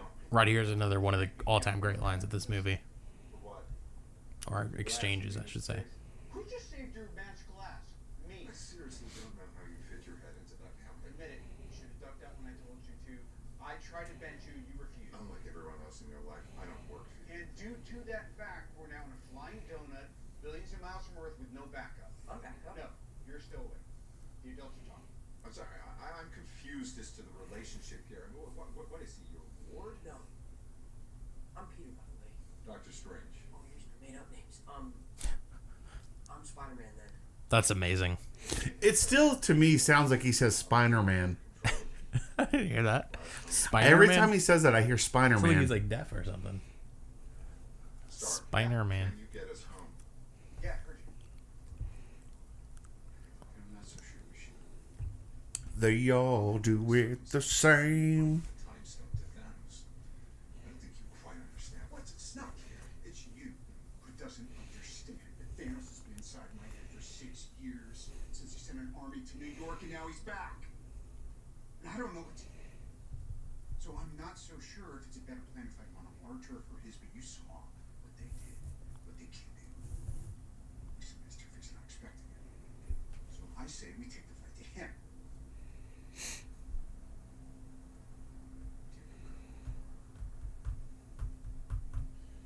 All right, Stark. You go to him. You have to understand. If it comes to saving you and the kid, or the team's This movie, even though it is like 2.5 hours long, it moves so quick. It does. That's why I love this movie. 'Cause, like, it We're goes we're by. halfway into it now, and it doesn't even feel like we've been watching this movie for 30 minutes. more comes. We're straight. And like, there's so many great parts to come, except for Each- frickin' each Eitri. Hate it, man. It takes me out of the movie. I want to watch a cut where Eitri's just not in it. That's a great part of the movie too. That's like a very underappreciated part, is that Spider-Man actually becomes an Avenger. Man, the moment at the end, dude, when he's like, I don't want to go. Dude, that's like hits you hard, man. I didn't notice that the first time I saw the movie. Oh, really? Yeah, man, I didn't notice it. It wasn't until the second or third time. Tears, where- man. Yeah, where he's like, he's scared.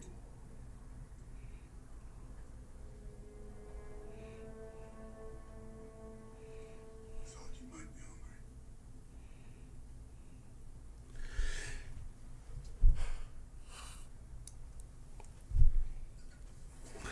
Hey, that was my oatmeal. That was my cream of wheat. The cream of wheat's so good. Never had cream of wheat. That's like what old people eat. It's good, man. It's so good. The cream of wheat. This scene's actually really good too.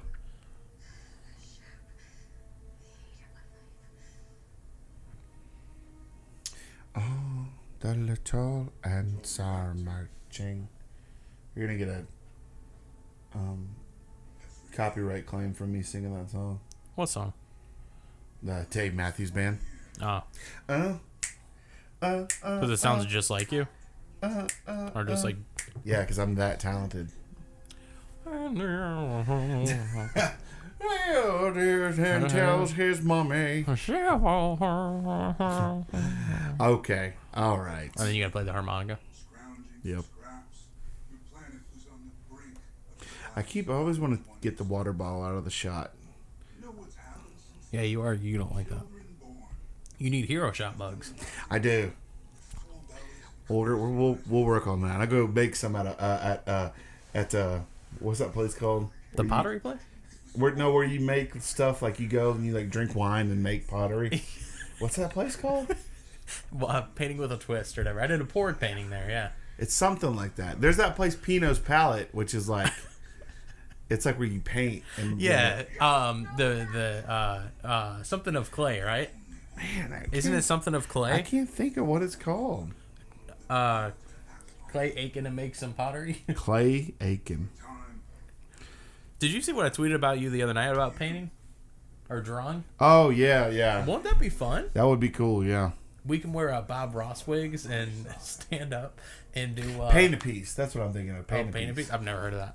What is that out? Is that out in Arlington?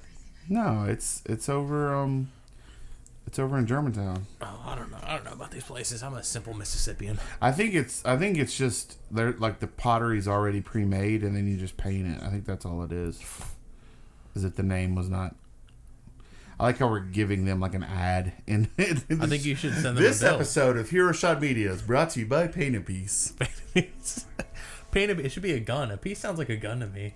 Pottery, painting, glass fusing, and silver clay studio.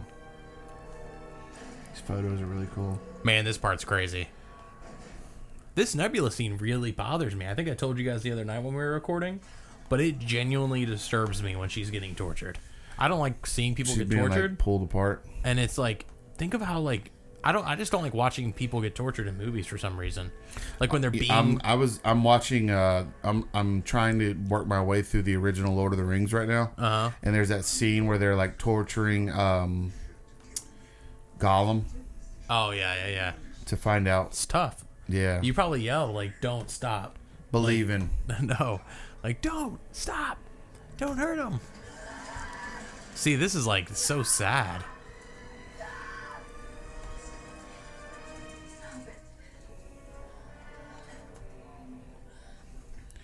They all drew. Isn't it cool that with like they had like a real shame. gauntlet? Like a lot of times when the characters get close to the gauntlet, you can tell it's real, and I love that.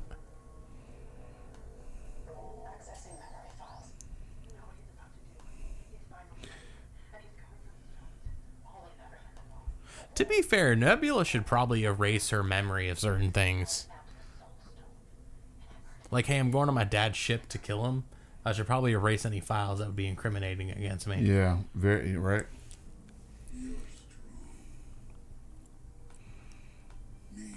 Me.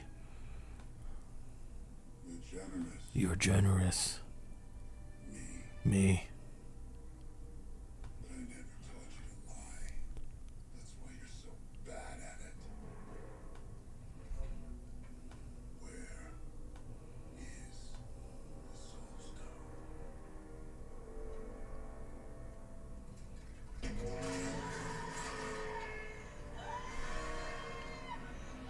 See, I hate that. Like, it's very disturbing. It's interesting there. You know, the Russo brothers even said they had a rule. He could only use one stone at a time, and also he had to close his fist to use it. Right there, that's the only time he's using both stones. Right. Like, I don't understand how he's using two stones at once.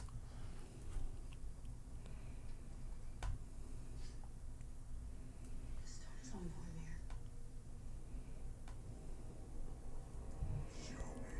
And now we get to see the most random cameo in an MCU movie ever. I'm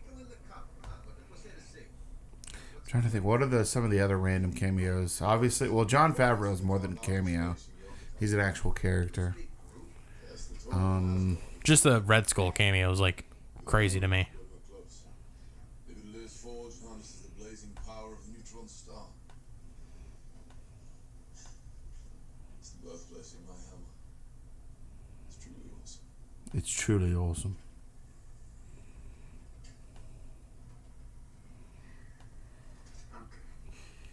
I found this place last night. Maybe I could buy it. So dead brother, huh? Yeah, it can be annoying. Well, it's been dead before. No, this time I think it'll be This is a great scene too. And you said your sister and your dad, both dead. but still got a mom, though? It's always weird to me that Hela's his sister. A best friend? Stabbed through the heart. You sure you're up to this particular murder mission? Absolutely. No rage and vengeance, anger, loss, regret are all tremendous motivators. They really clear the mind, so I'm good to go. Yeah, but I mean, this Thanos we're talking about, he's the toughest there is. Well, he's never fought me. Yeah, he has. He's never fought me twice. And I'm getting a new hammer, don't forget. Better be some hammer. You know, I'm 1,500 years old. You know, it's cool that they finally confirmed how old he is. I'd wonder how old he was. Killed me at the 9/6. I'm only alive because fate wants Oh, with Thor being like 1500? Yeah. The latest in a long line of bastards that will be the latest to fill my vengeance fate. Wills it so. And what if you're wrong? Well, if I'm wrong, then what more can I lose?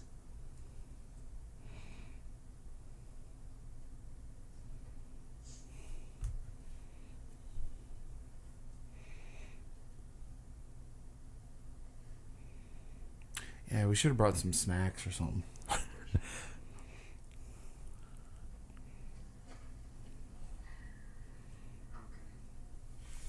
Well, if fate does want you to kill that crap sack, you need to be You know, it's funny that nobody noticed because you can clearly tell in some of the photos and stuff like that. His eyes are two different colors.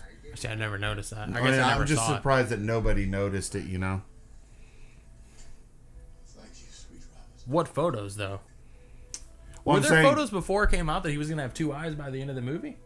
yeah. Like, I remember, like, the Like, promotional the- poster, the but I was pr- like, oh, that was... they were trying not to spoil Ragnarok. The artwork, or I'm sorry, like the box that they came. There's a toy version of the Stormbreaker, Uh-huh. and on the box he has two eyes. Oh. It ain't the eye. Oh, God. I love the ship design in these movies. Yeah. I like this base and all, but I don't like Peter Dinklage's E-Tree. Oh, I'm sorry. That's the rings. I was thinking it was a ship. I forgot. That's kind of like it's a rig. Yeah. They call it a rig a few times, like an oil rig almost. Nadav layer.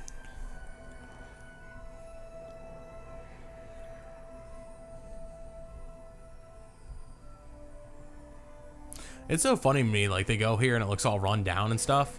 And it's like, oh, when it was working, did it look any better? Because it looks like it always looked that way. You know, it's funny. What I think about sometimes is like how beloved these characters are now. And I mean, which is good because in turn, I mean, I don't know the exact numbers, but I assume that, I mean, just like people like me, you know, with these movies, it has sparked an interest in actually reading the comics. And it's funny because if enough people were reading the comics in the 90s, then Marvel would have never had to sell off the likeness rights to any of its characters in the first place. You know what I'm saying? Yeah. If people were buying comics in the early 2000s, late 90s. Dude, limitation breeds creativity. Yeah, that's true. Sorry, Sweetums. Dude, yeah, because if they had those characters, dude, they would have not. Iron Man would have not been the first. No, MCU absolutely movie. not. It would Absolutely have been. It would have been Fantastic Four or X-Men. And it would not have been a It universe. probably would have been X-Men. Because I feel like the universe made it stronger because it felt more important with these like second tier characters to be together. It was unique. You ever think that there was a meeting? For what? You ever think that It's so bad. back when probably is there any ties to anything else in Iron Man? Is Nick Fury in Iron Man at all? Post credit scene. Do you think that there was a meeting where like they were like, okay, are we either gonna put in another, like another character tying it to anything else, or are we not? You know what I'm saying? Like there was probably people fighting for not making it part of a universe. You know? Oh, sure. You Well, know also what I they mean? probably didn't really know what they were gonna do. Because nobody had really done that up until that point. Batman was a one-off. The Superman movies were a one-off. Yeah. The X-Men movies were kind of one-offs. Yeah. And I just wonder, there was probably executives who were like, "You're gonna regret making this a part of making this." You're kind of putting all your eggs in one basket. Yeah. The saying goes, I guess. That looks like a Chitauri to me. I think it's supposed to be. Like the way its like helmet is. I'm pretty sure he's supposed to be Chitauri.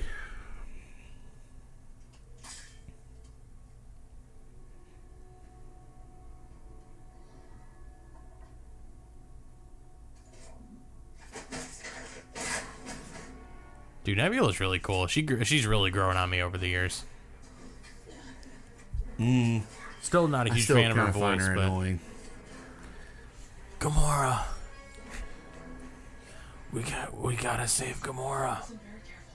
Listen very carefully. Have you ever heard her real accent? The actress. No, like, because these characters are real to me. Oh, she's like Irish or Scottish. I don't remember, and she has a very thick accent. I think this rig has a self-partial joint. This part's crazy because him putting his hand in there and that being far away, I'm like, Ebony Maw wasn't that much bigger than them. They make it seem like Ebony Maw was like a giant. Oh yeah, true. He was a lot smaller than Thanos. Are those buildings or ships? I was wondering that too. I don't really know. I think they're supposed to be.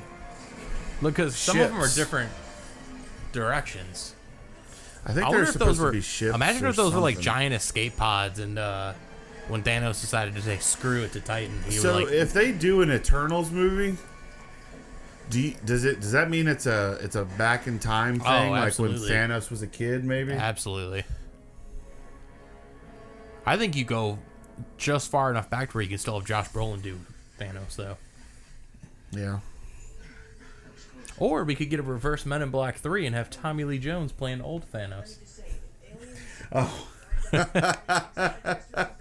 What's your wife's name? Sharon? You ever remember that part from Men in Black 3? so Dude, bad. that's my favorite part from Men in Black 3. I watched that movie way too late after it came out, and it's awful. Dude, I was watching that movie one time, and that was when I knew I had come up in my brain. I was like, you know, this was way before they were talking about combining 21 Jump Street and Men in Black. Remember when that? So remember? dumb, yeah. That went on for years, too. I thought it would be. I remember at the time being like, they should put Jonah Hill, like, make like Jonah Hill and somebody else in these movies. Make them like the new recruits, you know what I mean? Uh-huh. And then I was like, oh, they could do Jonah Hill and Channing Tatum. Because 21 Jump Street had already come out. We by do that need a point. 23 Jump Street. Those movies are really good. Dude, this fight's awesome. It's like a lot of fun. But it is such a Civil War style fight where they're not trying to kill each other. I was about to look something up, but I forgot now. Here's one of the other really great lines in this movie. I'll do you one better. What master do you serve? I'll do you one better. Why is Gamora? He's like, Jesus? What am I supposed to say? Jesus? Let's go. What master do you serve? No, he can't take it. She's right, you can't. Oh yeah, you don't want to tell me where she is? That's fine. I'll kill all three of you and I'll beat it out of Thanos myself. Starting with you. Wait, what? Down? All right, let me. So he's only down to one gun, right? Because the other one disappeared, or no? Because he altered reality. So does it permanently disappear the gun? Like what? Jesus. What am I supposed to say? Jesus? Yeah, that's on Earth, dipshit. What do you have one of those for? With Thanos? No. I'm here to kill Thanos. You took my gun. Wait, who are you? We're the Avengers, man. You're the ones Thor told us about. You know Thor? Yeah. Tall guy, not that good looking. Needed saving. Where is he now? He should have said one eye to just throw Tony off. Because Tony would be like, one eye? Oh, God. He can't handle it. What does he say? It's so bad. He can't handle it. You know what? Can we get... Does Dave Matthews actually sing? Is he the singer of Dave Matthews Band? Well, yeah. Okay. I don't know. How do you not know? I think he should voice E-Tree. So he could be like, he can't handle it. You know? We made Stormbreaker. So how do we make it? You'll have to restart the forge. Oh. We'll have to restart the forge. He talks, walks, and acts like an NPC from like a Bethesda knockoff Skyrim game. You'll have to restart the forge. That wasn't even good, but whatever. Better than his acting in this. Off its axis. Gravitational pull is all over the place. Yeah, we got one advantage. He's coming to us. This is like the first scene they filmed. All right. Huh? This is the first scene. Oh, they filmed. really? Like this whole big fight scene right here. Well, I guess it's coming up, but dude, I saw someone tweet this the other night, and there was a screenshot right there where you can see Doctor Strange in the background, and they go, my favorite part of Avengers 3 is when Doctor Strange was watching Avengers 4. I thought that was so funny. That's funny. What exactly is it that they do? Kick names, kick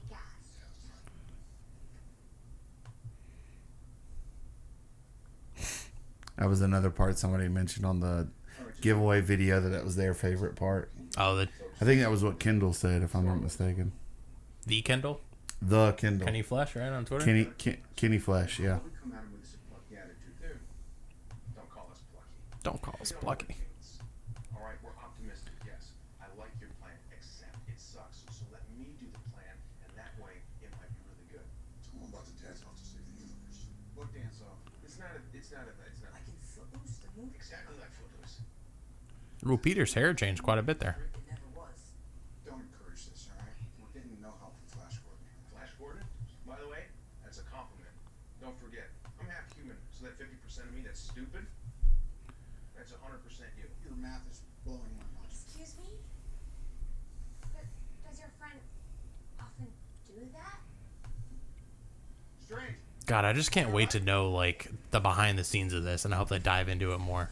Wouldn't it be cool if Avengers 4 opened with him, like, seeing different scenes? Or, like, you see all the Avengers die in a different way, but it's actually, like, Doctor Strange seeing it? That would actually be kind of cool. And then he's like, Yeah, yeah. Like, we get to start Avengers 4 watching all the Avengers die in a totally different way. All the possible outcomes of the coming conflict. How many did you see? 14 million. Of the coming conflict, does he actually just mean the fight with them? How many win? probably the whole thing. And the entire outcome. Well, conflict. That to me doesn't seem like it's like long term. What if everyone's overthinking it? I don't know, bro. Dude, I remember. Why I can't remember, we watch Avengers 4 already? We're 8 months away. dude. I'm gonna be 29 when that movie comes out. Man, I'm gonna be 27 actually still. Stone better be up there.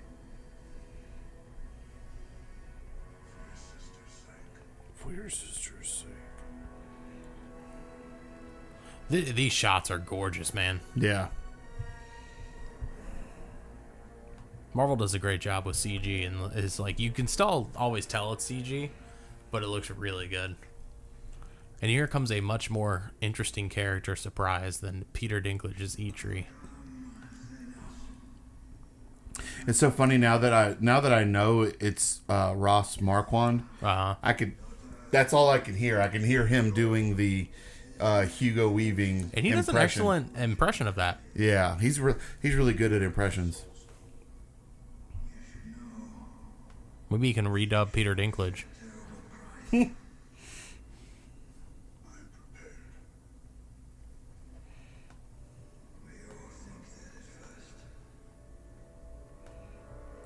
They all do it the same.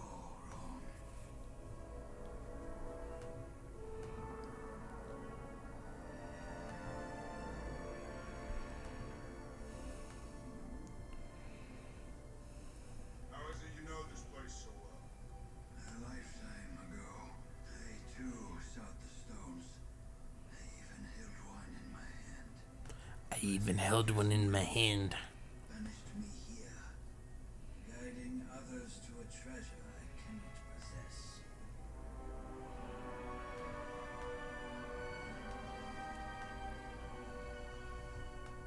What you seek lies in front of you, as does what you fear. What's this? Price. The price. Soul holds Dude, what if Gamora pushed Thanos over? infinity stones. Wait, what if Gamora? What? Pushed Thanos over. That would be cool. Red Skull looks more real there than he does in Captain America, which is really impressive. They did a great job doing him. And granted, it's just like the front of his face, but he looks so much more See, I didn't cool. think so. I could definitely tell that they were trying to do like CG, where like in Captain America, it's like more makeup. Oh than yeah, it it's is- more makeup, but I think he looks much more natural there in a sense. He doesn't look as like comic booky. But also, I'm sure he's supposed to be obviously more like broken down and deteriorating. A soul for a soul. Very Pirates of the Caribbean. The Caribbean.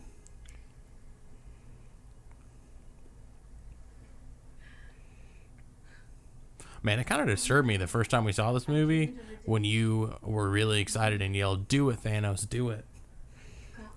Yes, Thanos, do it. Do it, girl. Snap those fingers." You know, I was telling you about that Gamora cosplay before we started recording, where it's just this girl just puts on, and she has like the green skin and the outfit and everything, and she just lays down on the floor somewhere in the middle of a convention. She just lays on the ground like that. Who is it? You that you don't like the fact that Thanos tears up? Was it you? Someone had an issue with it that I know that saw this movie. No, and like he wasn't shouldn't me. have teared up. I'm like, but he genuinely loves Gamora. You can see that. No, this I like entire it. movie. I definitely I dig it. You can tell it's something very hard for him to do. No one. And even later, he's like, you know what? He says something where he's like, when later on when she asks, "Was it worth it?" and what does he say? Is it worth it? Something break down and reverse it. Oh, is it worth it? Let me work it. Okay. Put my thing down, flip it, and reverse it. There we go. It's your fermenter prepared. No, what is when If it's you like got a big gauntlet. when it's baby Gamora, and was it worth it? Now I'm just thinking of Missy Elliott on the edge of this clip. Dude, we've gone from Dave Matthews to Missy Elliott to Rage Against the Machine. Oh, dude, I love Rage Against the Machine. Do you really? You know, like I don't like. You would. No, you know I don't listen to music too much, but they're the I didn't number. know that. I didn't know you listen to music. I don't really listen to music much. They're the number one band I want to go see in concert that I've never seen. They aren't around. Right? They're No. like, they're on But hiatus I've heard it's or like whatever. Anarchy going to a concert. I'm like, that'd be fun. Oh yeah. But they're so anti-government. But I love their music. Rage Against. When I was the big into wanting to government. do scripts and stuff, I wanted to do a full Call of Duty Modern Warfare trilogy, like movies. But only Rage Against the Machine does the music. Because that'd be awesome. Dude, Calm Like a Bomb. They would do awesome for like a war. I only know that one song. It's like "Killing in the Name of." Oh, that was good. Well, like Bulls on Parade is really good too. We're taking away from this moment so much. Yeah. Is this what's the saddest moment to you in this movie? Is it this? Is it Peter actually shooting her, or is it Scarlet Witch killing Vision? It's probably Because I think that the moment where Peter realizes that Gamora's dead. Like when he's looking Thanos in the face. Mm-hmm. That might be it. I'm always like, what are like my 5 favorite moments in Infinity War? Because some scenes are so long, in a sense, but like without it being the snap. Snap, crackle, and pop.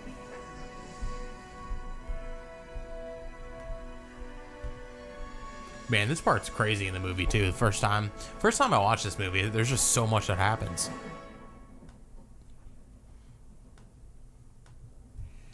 Does he leave her body there?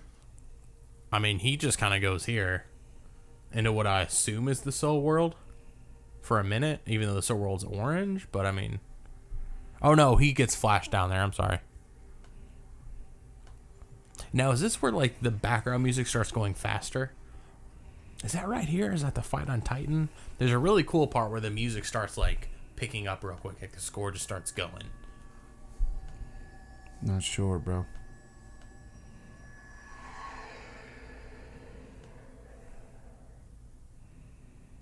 Up to 2600 heading 030. I hope you're right about this, but we're gonna land a lot faster than you want to. Doogadoo, doogadoo.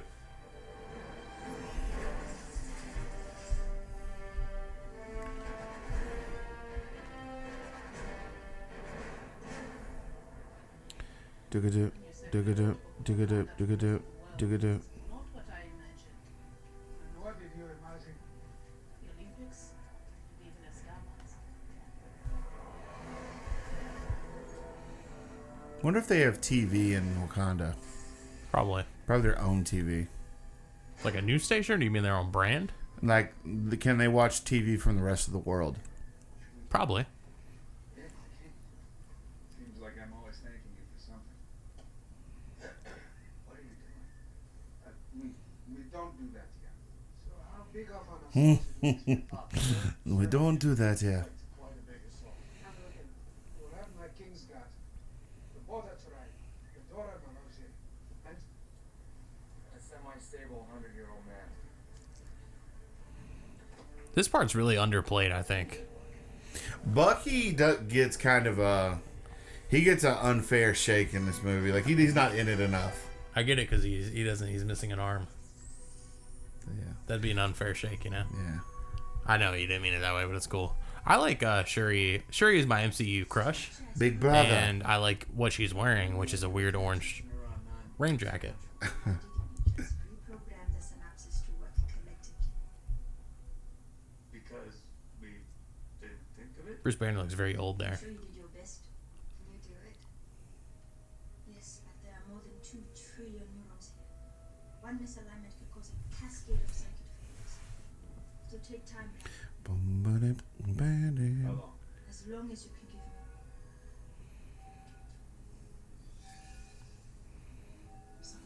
It's always interesting to me.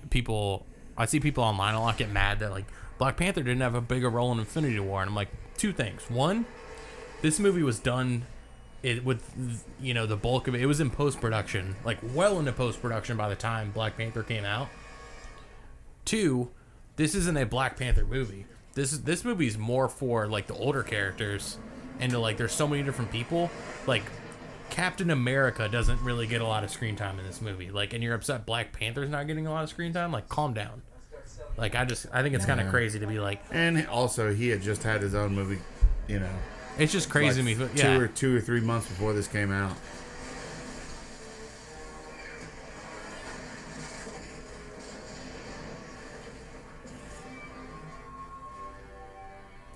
This battle just doesn't feel quite big enough. Is my only issue with it. It's too late. We need to destroy the stone. Better get your ass back on the table. We will hold them off. What if Black Widow turned out? She's like, okay, and just rips it out of him. Evacuate the city. Control defenses. And get this mana shield. Smash shield. Man, what a moment though in the movie. Even though that was in the trailer. Man. Here we go. He's gonna say it soon. He's gonna die. Gigantic. You want to get them moving, you're gonna need something a lot bigger to yank them loose. Leave that to me. Leave it to you. Buddy, you're in space. All you got is a rope and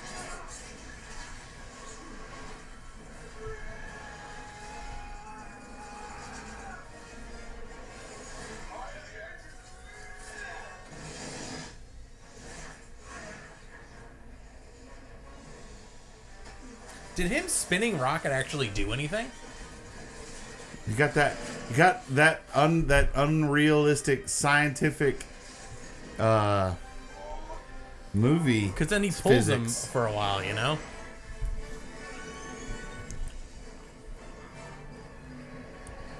Here we go. It's working. More. This is great. Great part.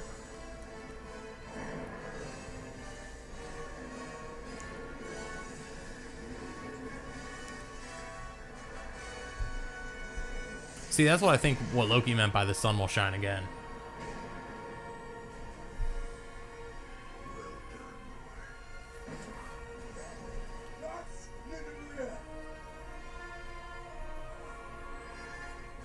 Like, hey, when you go to that forge, it's going to be fine because you'll get it to work again.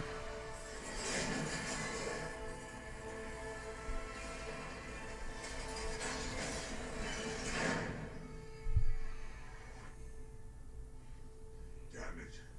damn it. What's damn it? The mechanism is crippled. What? With the iris closed, I can't heat the metal. Oh, Since when does E-Tree have a walkie-talkie? That's suicide. that's suicide. That axe.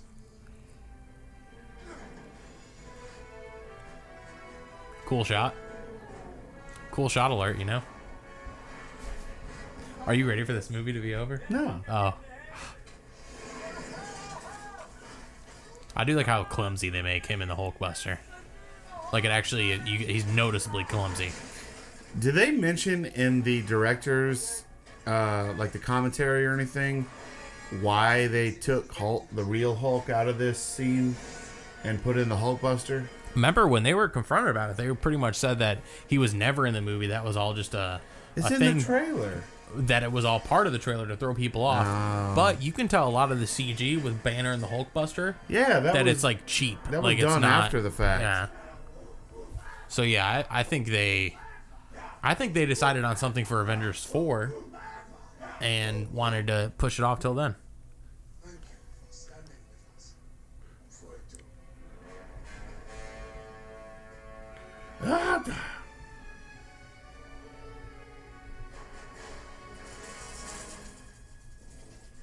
Dude, the Outriders are pretty cool. Like how they're just like bloodthirsty, like dogs essentially. Like they just drop and they'll kill themselves to try and just get a little bit closer. Where's the other friend? He will pay for his life with yours. They're married, you know that, right? Thanos will Corvus have Glaive that and stone. Approximate Midnight. Yeah. You, I They will kiss. calm down now. Thanos will have nothing but dust. They kiss. They made Cole sitting. That he's a baby. No, hey, they kiss. They kiss. Yeah, they with the little finger.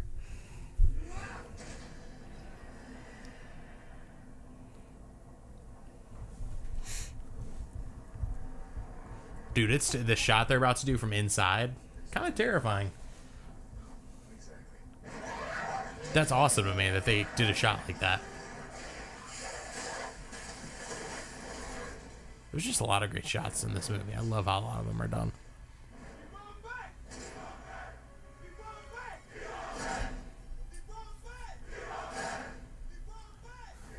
What if he like forgot his like tooth thing, like the necklace, and then he's just running back up the field to go get it?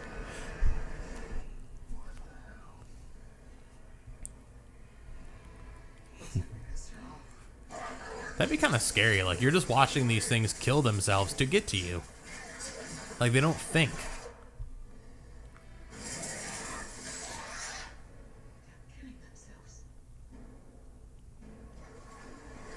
It's kind of scary to like fight an enemy like that. Really, in World War II, it's what the Americans were afraid of the Japanese for. I know that sounds like I'm going on a weird tangent, but that's totally true. They had to nuke and get everything done because their women and children were ready to be like suicide bombers.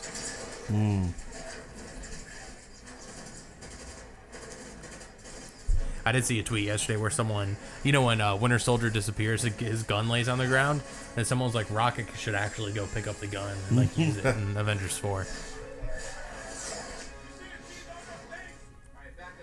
Dude, this spot, this is awesome, yeah, when it drops. And then he flies away because he's out of ammunition. Also, he should have flown out of the circle.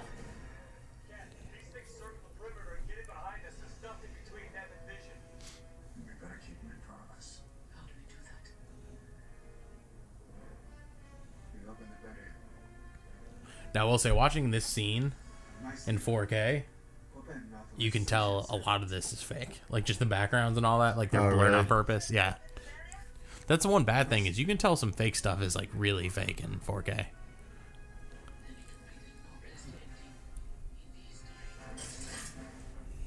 Sorry.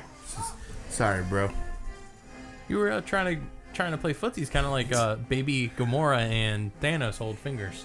Yeah, there you go. You were gonna wrap your toe around my toe.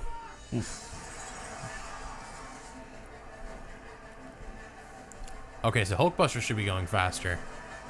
I think someone actually put this as one of the answers on their favorite thing, but how Black Panther and Captain America run faster. Oh, yeah, they and that did. is awesome. How they just like run and jump into it.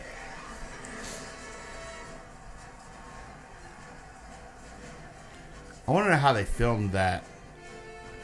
You would actually, like, real talk, one way to do that is you would have them run as fast as possible and just have the other people run at half speed, and then you can go through and like edit it together to make it look like you kind of film it how it is, and then you mess with it a little bit.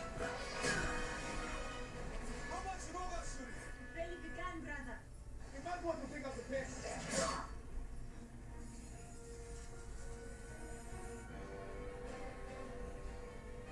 It'd be cool if Vision had like a little like here we go. You're about to take the full force of the storm. Jesus. It'll kill you. And if I die, yes, that's what killing you means. Did anyone give Peter Dinklage a script to this movie? I think so. I think I heard that. Awful.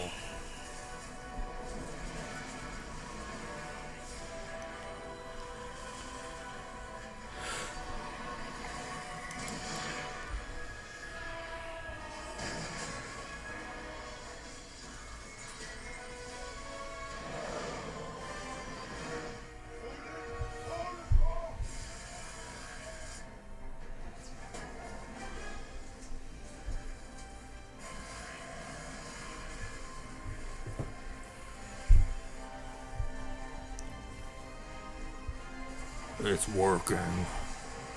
It's working. And then he's like, It's working. yeah, have Annie come in. Now you're about to be like, where's the handle? He sounds so weird. And Groot's like, I got this. So he just didn't leave it open long enough for the handle.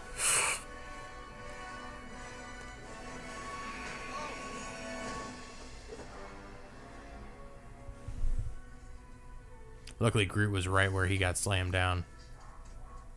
Go ahead. Say something. Come on. You okay? I think he's dying. He needs the axe. No, he doesn't, because it's not like Mjolnir. Anybody can hold Stormbreaker. I don't think that's true. He makes Stormbreaker exactly like how they made Mjolnir. No, but you don't have to be worthy to hold Stormbreaker. Maybe you do. No, you don't. They don't ever say that you That's don't. that's a real thing that came out. It's not the same rules as Mjolnir, because also Odin didn't whisper into it and bewitch it. Technically, before he whispers in the first Thor movie about it, you didn't have to be worthy to hold Mjolnir anyways, because he whispers that into existence into the Mjolnir. I like how in one movie he loses his hammer, and the whole thing is about like, you didn't need a weapon. The power was inside of you all along. And then in the next movie, he's like, I kind of need a weapon. That's what they make it a little bit too much like that weapon's made just for him. It needs to be like, hey, this weapon just happens to be powerful enough to kill Thanos, which they try, but they clearly don't do it.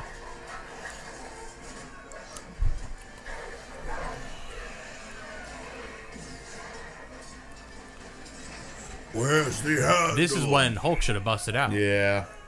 There's that toy, that like Hulkbuster toy. Oh yeah, and the Funko Pop of him coming out. Yeah. Dude, this scene had people This is crazy probably in theaters. the moment of the movie right here. Yeah! You just reminded me of a Clump character from Nutty Professor when she's like, Hercules, Hercules. That looks fake. Yeah, that doesn't look great. If you can look worse than Proxima Midnight, you're not looking too good in this movie.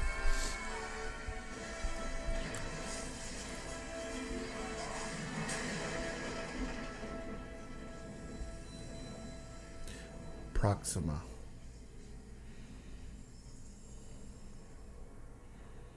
Here we go. This is my favorite fight. This beats Battle of Wakanda for me.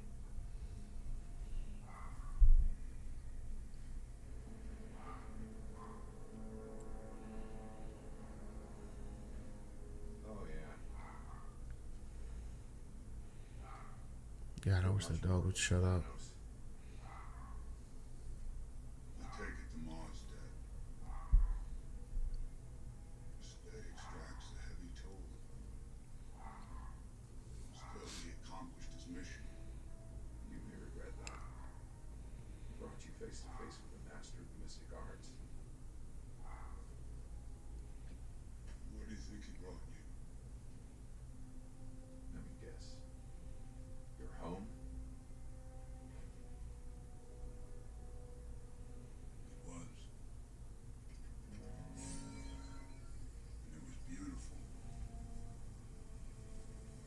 Titan was like most. So sorry, they're hiding behind things. Wouldn't those things disappear in this moment? Like, you would just see Spider-Man like fall. Genocide.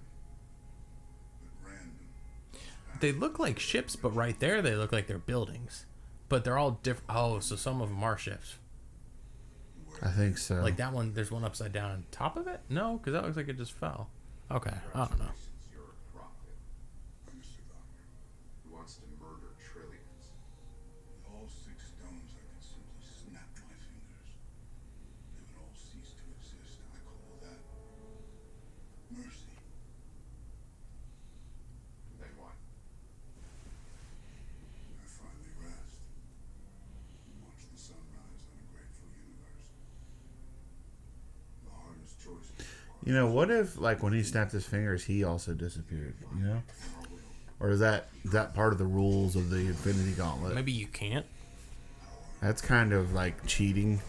His whole thing is, like, balance in the universe, but I ain't gonna die.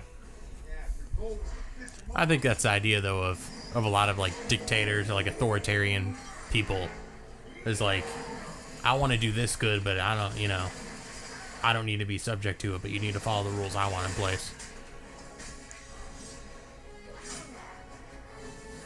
What is Spider-Man saying right here in a second? Is he like, Magic 1? Magic 2? He's about to do it soon.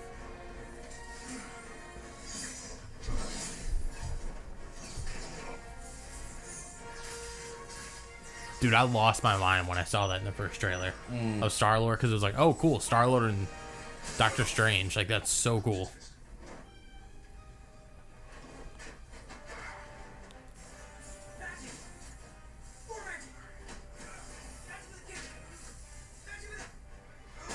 He says Magic? Magic again. Oh, Magic okay. with a kick. So the cloak should be dead.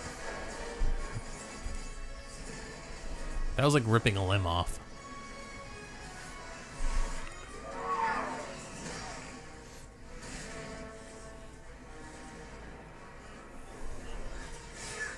This is kind of crazy that Nebula comes out of nowhere and just like rams into him. If Nebula didn't do that, they would have lost even faster.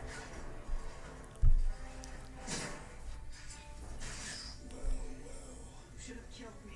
Would have been a waste of parts. Why is he so hateful to Nebula, but he likes Gamora so much? Never Probably understood that.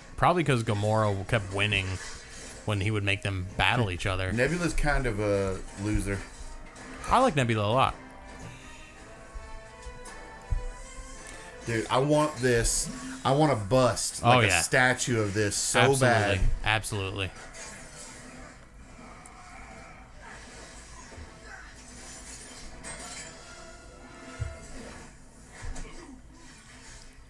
Yeah, just like that. Yep. It would be expensive because it would have like 7 characters in it, but Yeah. I mean, you could get it. I mean, I'm talking maybe something just like that big. You know, I've seen somebody did a thing with the action figures where they made like a little, look like that? a little scene with the action figures like that. Toy Story? Kind of. Oh, okay. Hard to catch for the record. This is my plan. Not so strong now, huh? It's, dude, right here, especially like the CG and just like how good his face looks up against Star-Lord's face. He is in anguish. Good. You notice when Thanos is in anguish in this, and then when Thor has the hammer through his heart, like the way he talks with his mouth doesn't necessarily line up. He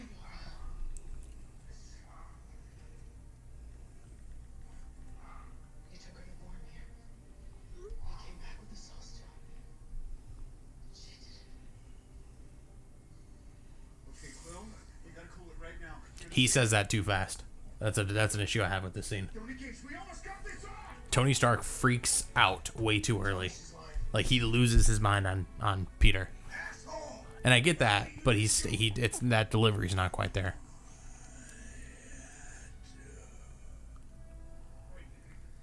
Like that looks like a real face.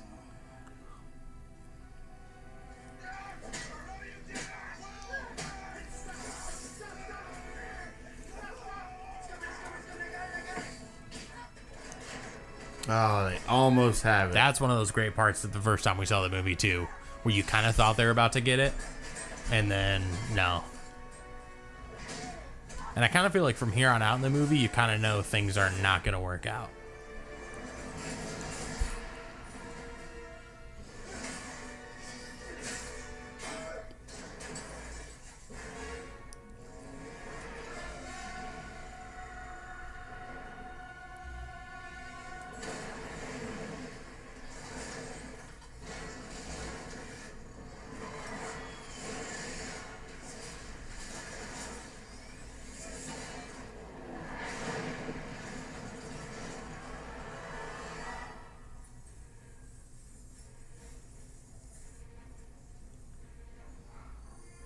right now in San Francisco, Scott Lang's just probably waking up. He's probably not even up. It's probably like 4 a.m. in San Francisco. I forgot. Yeah, you had a big issue with that at the end of Ant-Man and the Wasp, where It's not an issue, but everything has to be at a very specific time for this to work. How much for the gun? Not for sale. Okay, I'm still in frame. Okay, how much for the arm? Oh, pick that up. And now my favorite line of Infinity War is about to happen.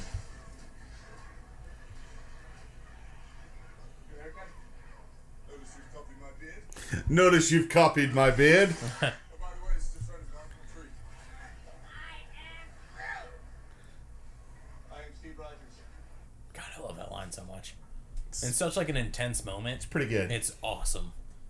Because it's such a Steve Rogers thing to say. That's when you know the Russo brothers just know Captain America.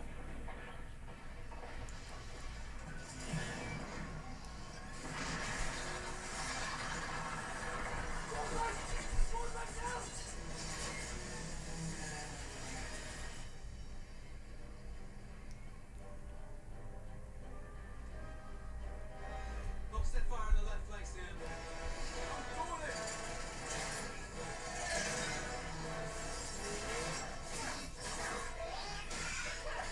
Here comes a super dope fight scene too. Super dope.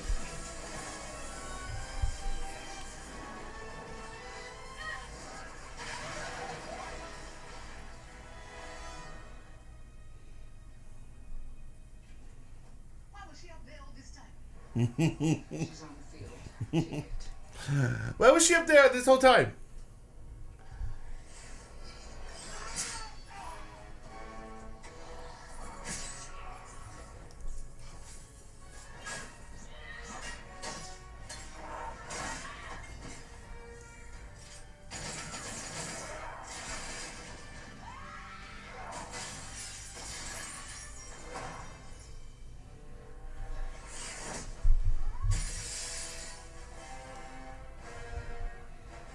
That's wild to me. That's like the last time we see Shuri, right? Yeah, I think so. On my way.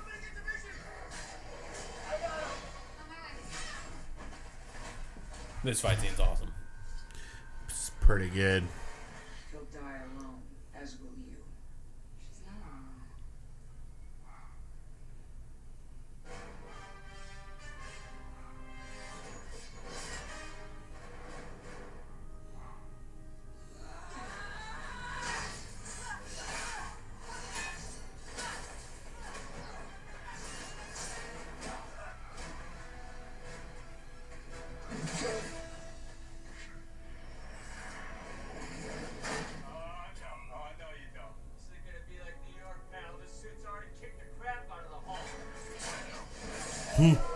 I guess that's true, yeah. Yeah, technically, the I Hulk wouldn't Buster say the won. Hulk lost that fight, but That fight scene's still really good. yeah. That's one of the best MCU fights. Underrated because like people hate on that movie Ultron so bad, but that was a really great part. That movie's a good movie. It's fine. I really like Ultron. I like it more than the first one, I think. There's just so many really good movies. Wait, what did you just say? I like it more than the first one. Wow. Civil War. I love the first one though. Avengers 1 is always gonna have it. Wait, no, I'm talking about Ultron. I like Ultron more than the first Avengers. I know, that's what I'm saying. Oh, that's what I have an issue. You said Civil War. No, I'm saying me and you, Civil War, because Oh. yeah.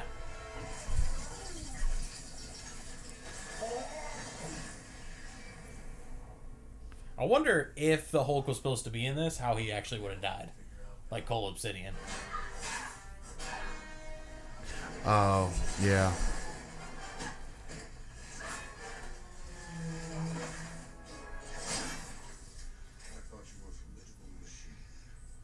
Dude, Vision is like a little man in a prison in this movie. He just stays getting shanked. Like, just whoever wants to stab Vision in this movie gets to stab him.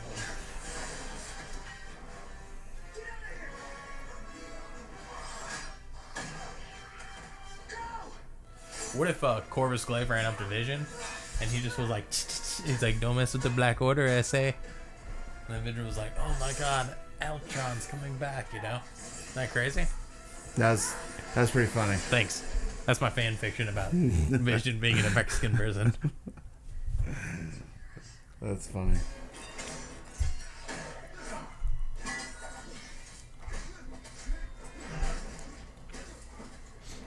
God.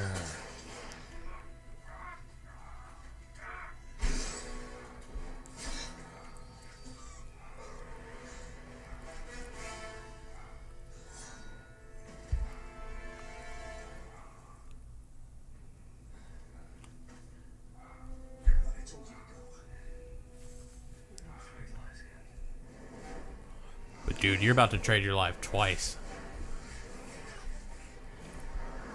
This part's in that second trailer, but they edited out him grabbing people.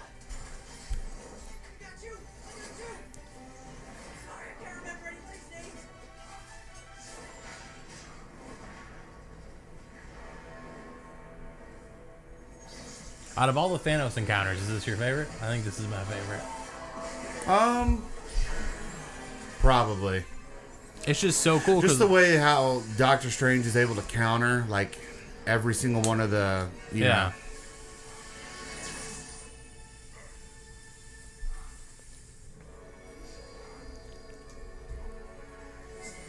I really do want the Doctor Strange side show collectible.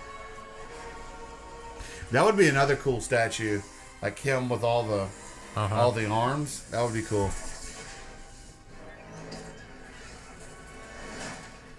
I guess there is a thing that's said, maybe in the commentary, but I read it somewhere. You know when it's a bunch of him? I guess you can see the Soul Stone for a minute or something to activate, and he was using it to find his soul, and then he used the Power Stone to like push all of the other ones away. But he actually uses the Soul Stone for a split second to find which one is the real Doctor Strange. You know me? I do. You're not the only one cursed with knowledge. Cursed. My only curse is you. I don't like that line. My only curse is you. I didn't realize how loud it was, and like the mics are picking it up like really loudly.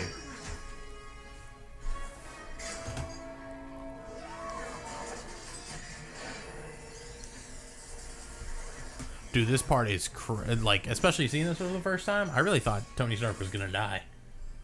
Oh, I did too. Like it was, and it kind of made sense, you know. Like, oh, that'd be the big ending is Tony Stark dies.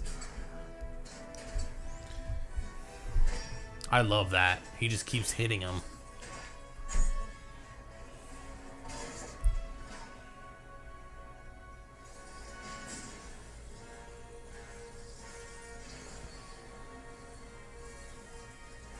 It is kind of funny no one jumps in right here.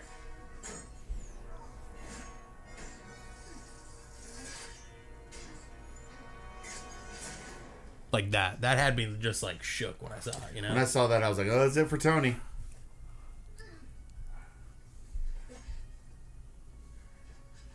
And they brush it off a little fast.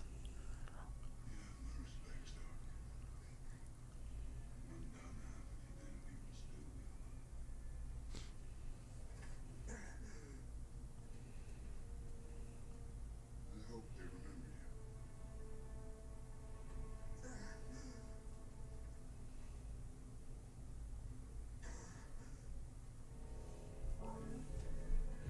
See, like right there, it looks like he's about to use all of them.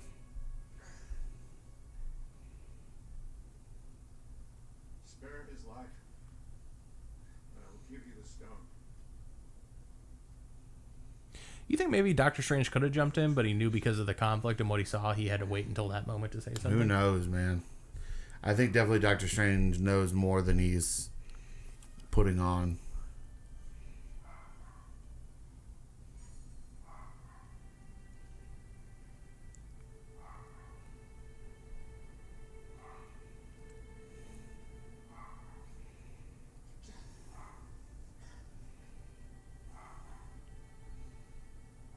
I love you can still see his scars. Oh, yeah. I didn't notice that.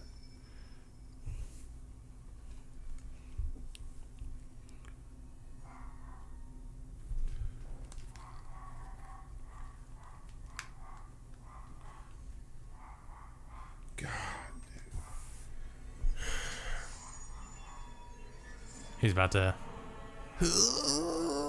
Oh, he doesn't really do it there.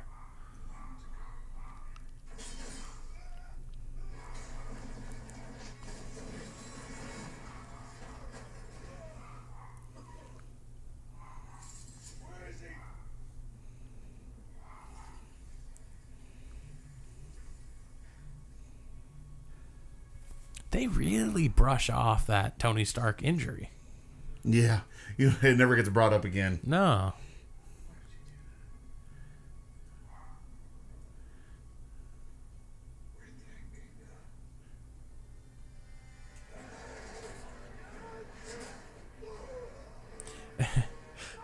Wouldn't it have kind of been nice if Doctor Strange, when Tony's like, "Why did you do that?" He's like, "Look, so here's what's gonna happen," and just like roll through everything.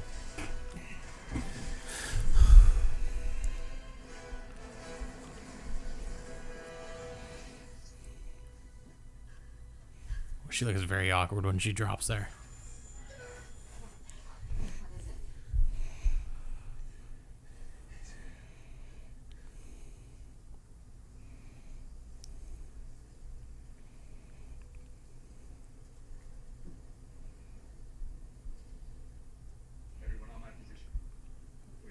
Everyone on my position. And this whole scene seemed a little choppy.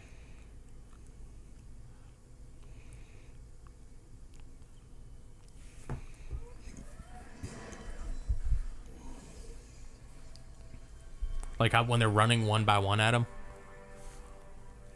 Oh, yeah. That's like the typical like fight scene cliche. Yeah.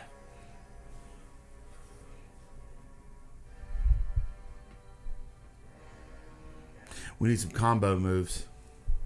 They didn't level up enough, man. Stay sharp. And that's think- the run.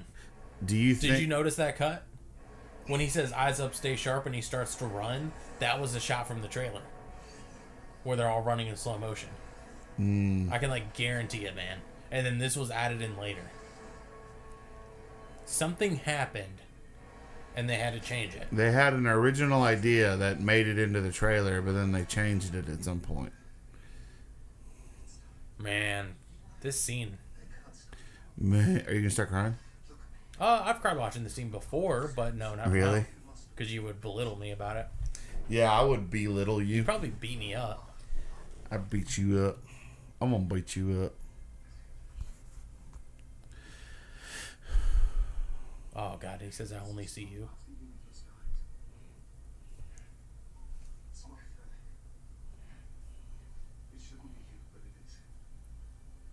God, I love it, too, because he's just, like, saying what he needs to, getting to the point.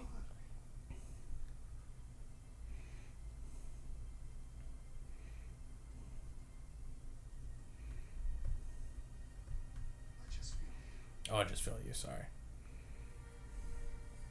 How crazy is it? She's destroying a soul stone.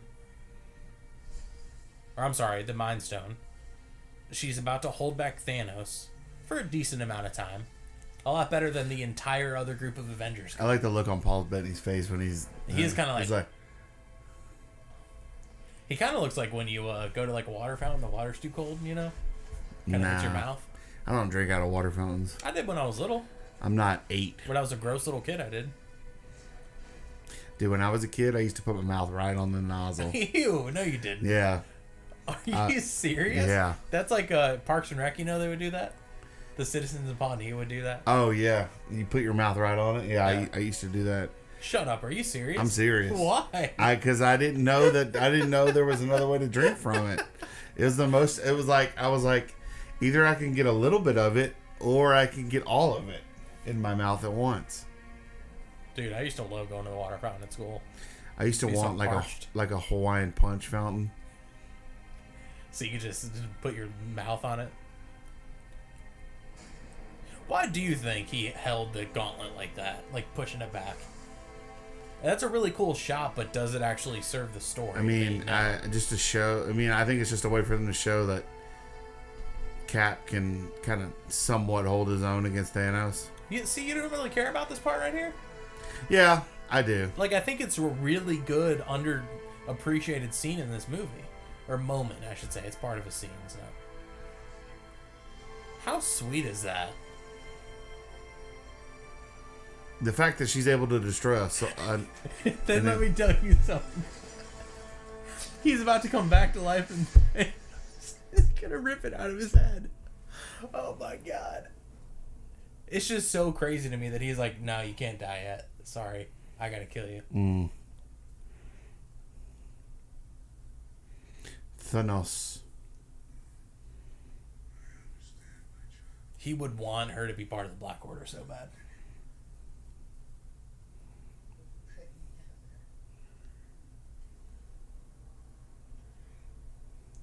What if he snapped her neck there?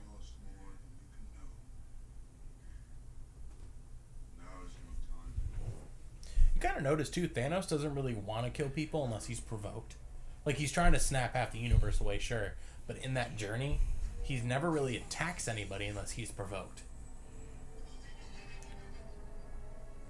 I love that he uses the time stone like Doctor Strange would too. Like, it actually looks like he's using a spell.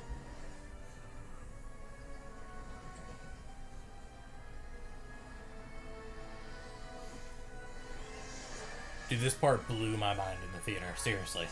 Because I thought the movie was going to end and he wasn't going to have one of them. And Oh, like, yeah. drive him crazy. I wasn't sure if he'd get all of them by the end of this movie or not. Dude, this is the moment where I was like, oh my god, like, this is it. Like, and we're, you know you're towards the end of the movie.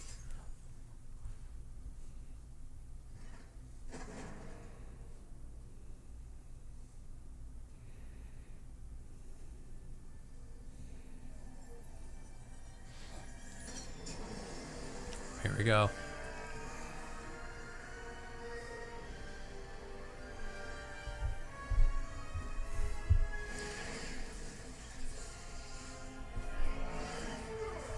And then also it's kind of like, oh, is Thor about to kill him? And like he gets all the stones, but he never does anything with them.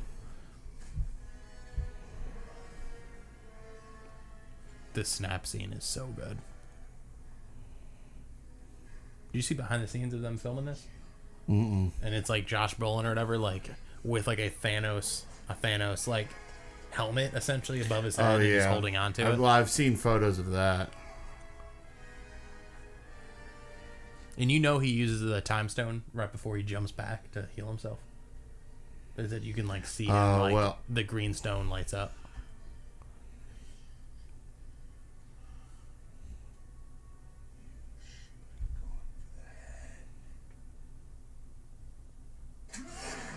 Ooh, chills again. Imagine if the movie stopped there.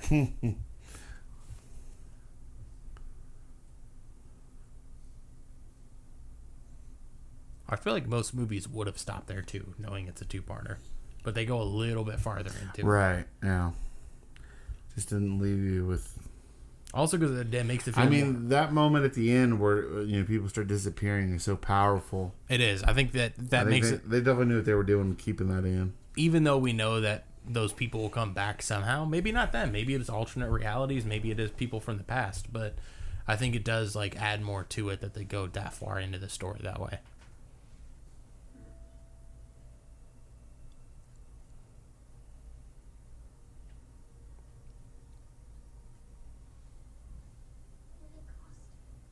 Do you think maybe he's in the Soul Stone right now, and that's why he doesn't disappear? There was a rumor that he's in the Soul Stone. Oh, they said he's in Soul World. The Russo brothers, they confirmed it. But do you think maybe that's why he's immune to it? Just like Scott would be immune because he's in the quantum realm? Do you think that's like a different realm or something? So it's like out of time? And so he, maybe that's why he doesn't disappear. Which would mean Gamora's body's still there, possibly, if her soul's in the soul world. Her body's just a lifeless body. Soul World. Where'd he go? You know what I just realized? He has the haircut this entire time from Ragnarok. Mm-hmm. Yeah. He still has it. Because this only happens like a day later.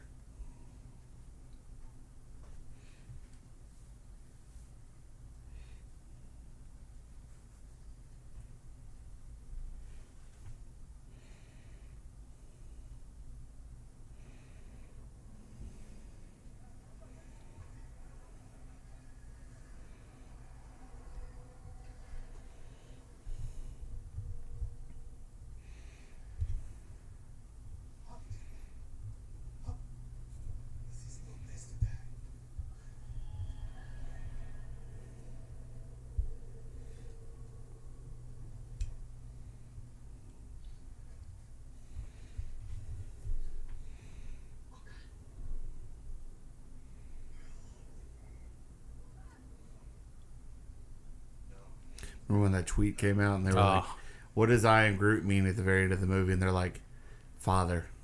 James Gunn said that, right? Yeah, I think so. I thought he said it was one of his tweets. Yeah. Oh. No, just kidding. Too That's soon. what I am Groot actually was. Too soon, bro.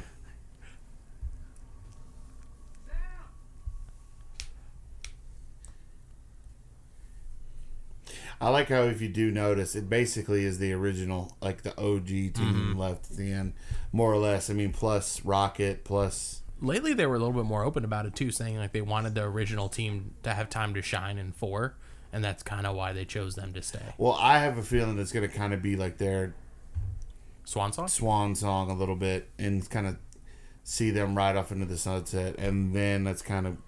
They're going to hand the universe over to the kind of the new blood. Yeah. With Spidey and Doctor Strange and Black Panther and... Dude, I'm so excited to see an Avengers movie with like Spidey, Doctor Strange, Black Panther, Captain Marvel. Dude, hopefully you do. Hopefully Ant-Man. Sony isn't like, yeah, you know what, we're just going to take them back after... I don't think that's really how it's going to work at all. Well, they only signed a 5-picture deal. They'll sign another one. Sony knows what they... I hope so. Here we go. Uh-oh.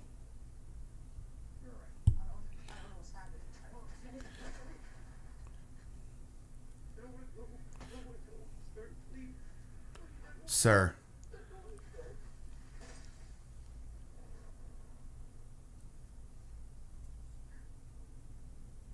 God, and you even see that shot in the trailer, but they didn't show that, you know? And it's like crazy because you thought, oh, he got stabbed or something. Oh, yeah. Or like he got hit. I love going back and watching trailers.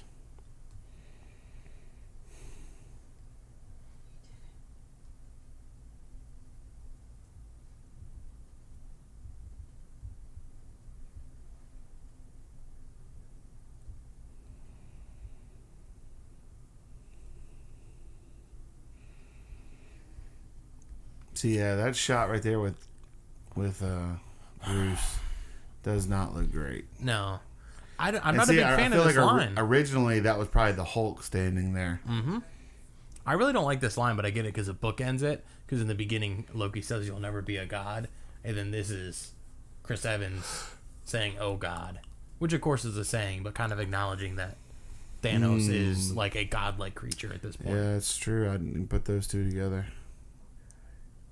That's what I'm here for, Duncan, okay? Plus, you go back to that line from the original Avengers where Chris Evans says, "There's only one God, ma'am, and he doesn't dress like that." Yeah, he dresses like Thanos. Because Thanos is your god now, Chris Evans.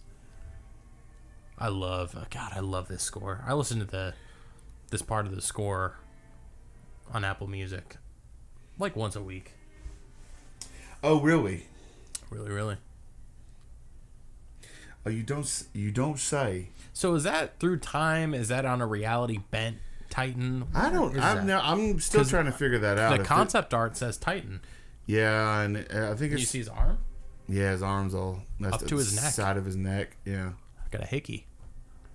And boom.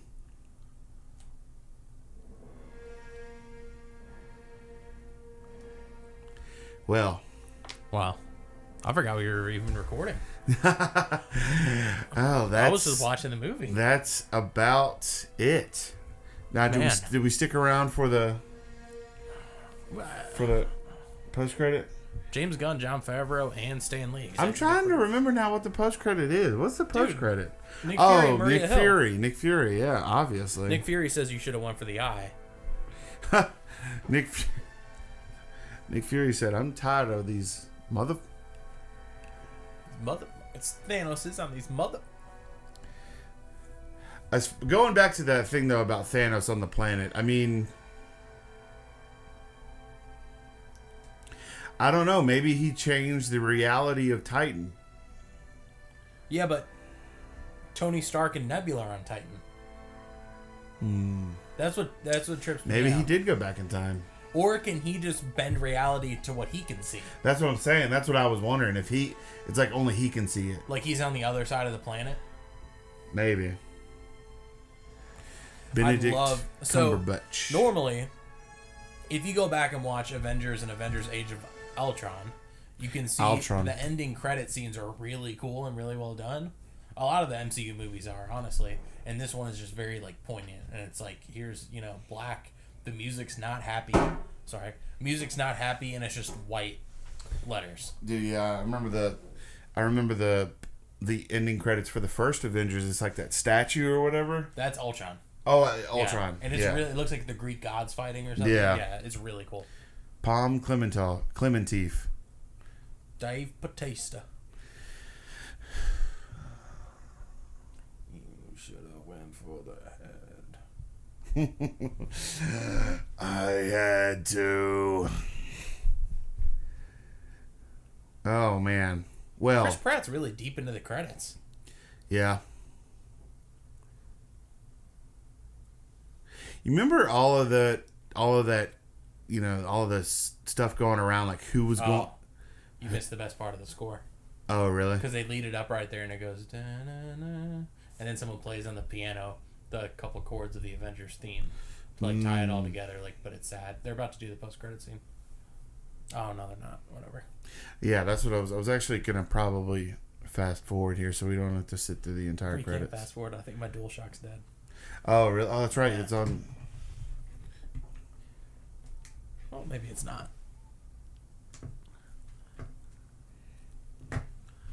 How do I fast forward? DualShock, no idea. As we figure this out, though, it's and we are skipping. We are technically cheating here a little bit. We're gonna skip ahead to the end credit scene, so we don't have to sit here for lying to the people. 15 minutes. Well, if there's anybody actually watching this, they're gonna be like, oh, well, they got through the credits pretty quick. Should be coming up after the. You're gonna see all the logos. No animals were harmed. Yeah. Thank you, London and Atlanta, for letting us film there. All that kind of stuff. Dude, I really want to go to Pinewood Studios in Atlanta and just see what it's all about down there. They'd probably be like, hey, Duncan. They were like, oh, hey, HeroShot Media. HeroShot. Wait. What? Don't you talk about us every week? I do. I talk about you. Yeah. And the peach that looks like a butt for George's. A butt? It does look like someone's kind of... A peach that looks like a butt? Dude, it sucks that this didn't come out in the IMAX version, considering they filmed the entire movie in it. What do you mean it didn't come out in IMAX? The aspect ratio, the IMAX aspect ratio, a lot of studios don't release that format on home video. Does so, like, anyone? if we watched it, yeah. Like, I know, like, Mission Impossible Fallout.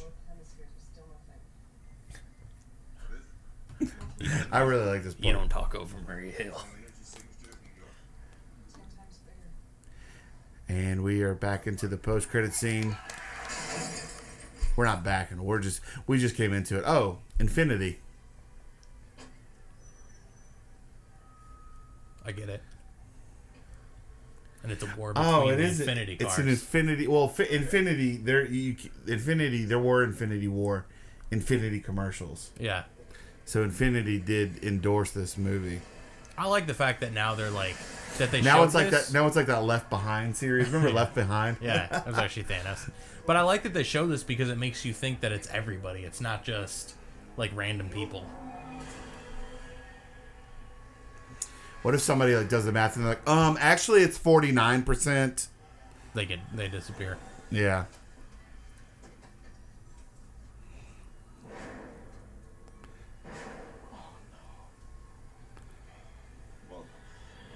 Oh, do you know on the set when he was doing these takes, he actually said the complete mother. I don't want to say it for you to bleep it or anything, but mother effer. And so it was making the cast and crew like crack up because it was like Sam Jackson saying it, so they had to keep reshooting it. But they wanted him to finish saying it. Dude, see, like looking at that again makes me so stoked for Captain Marvel because, like, you know, with the whole just the '90s aesthetic, mm-hmm. And that looks like a beeper. Yeah, I think it is a beeper, like an alien beeper. Thanos. That's awesome. That is so awesome that they put that because he's the hero of this movie. Well, he's the hero of his own story. Speaking of, thank you, fellow heroes, for joining us on this Avengers Infinity War commentary. Hey, that was a good one, Thank man. you. I feel like I had to take it. Yeah, exactly. Absolutely. Thank you to everybody for checking out this watch party of Avengers Infinity War. I mean, the only thing I think to say is, I mean, like, I want to say, like, let us know your thoughts about the movie in the comments below. But I mean, I don't really know anybody that didn't at least enjoy this movie slightly.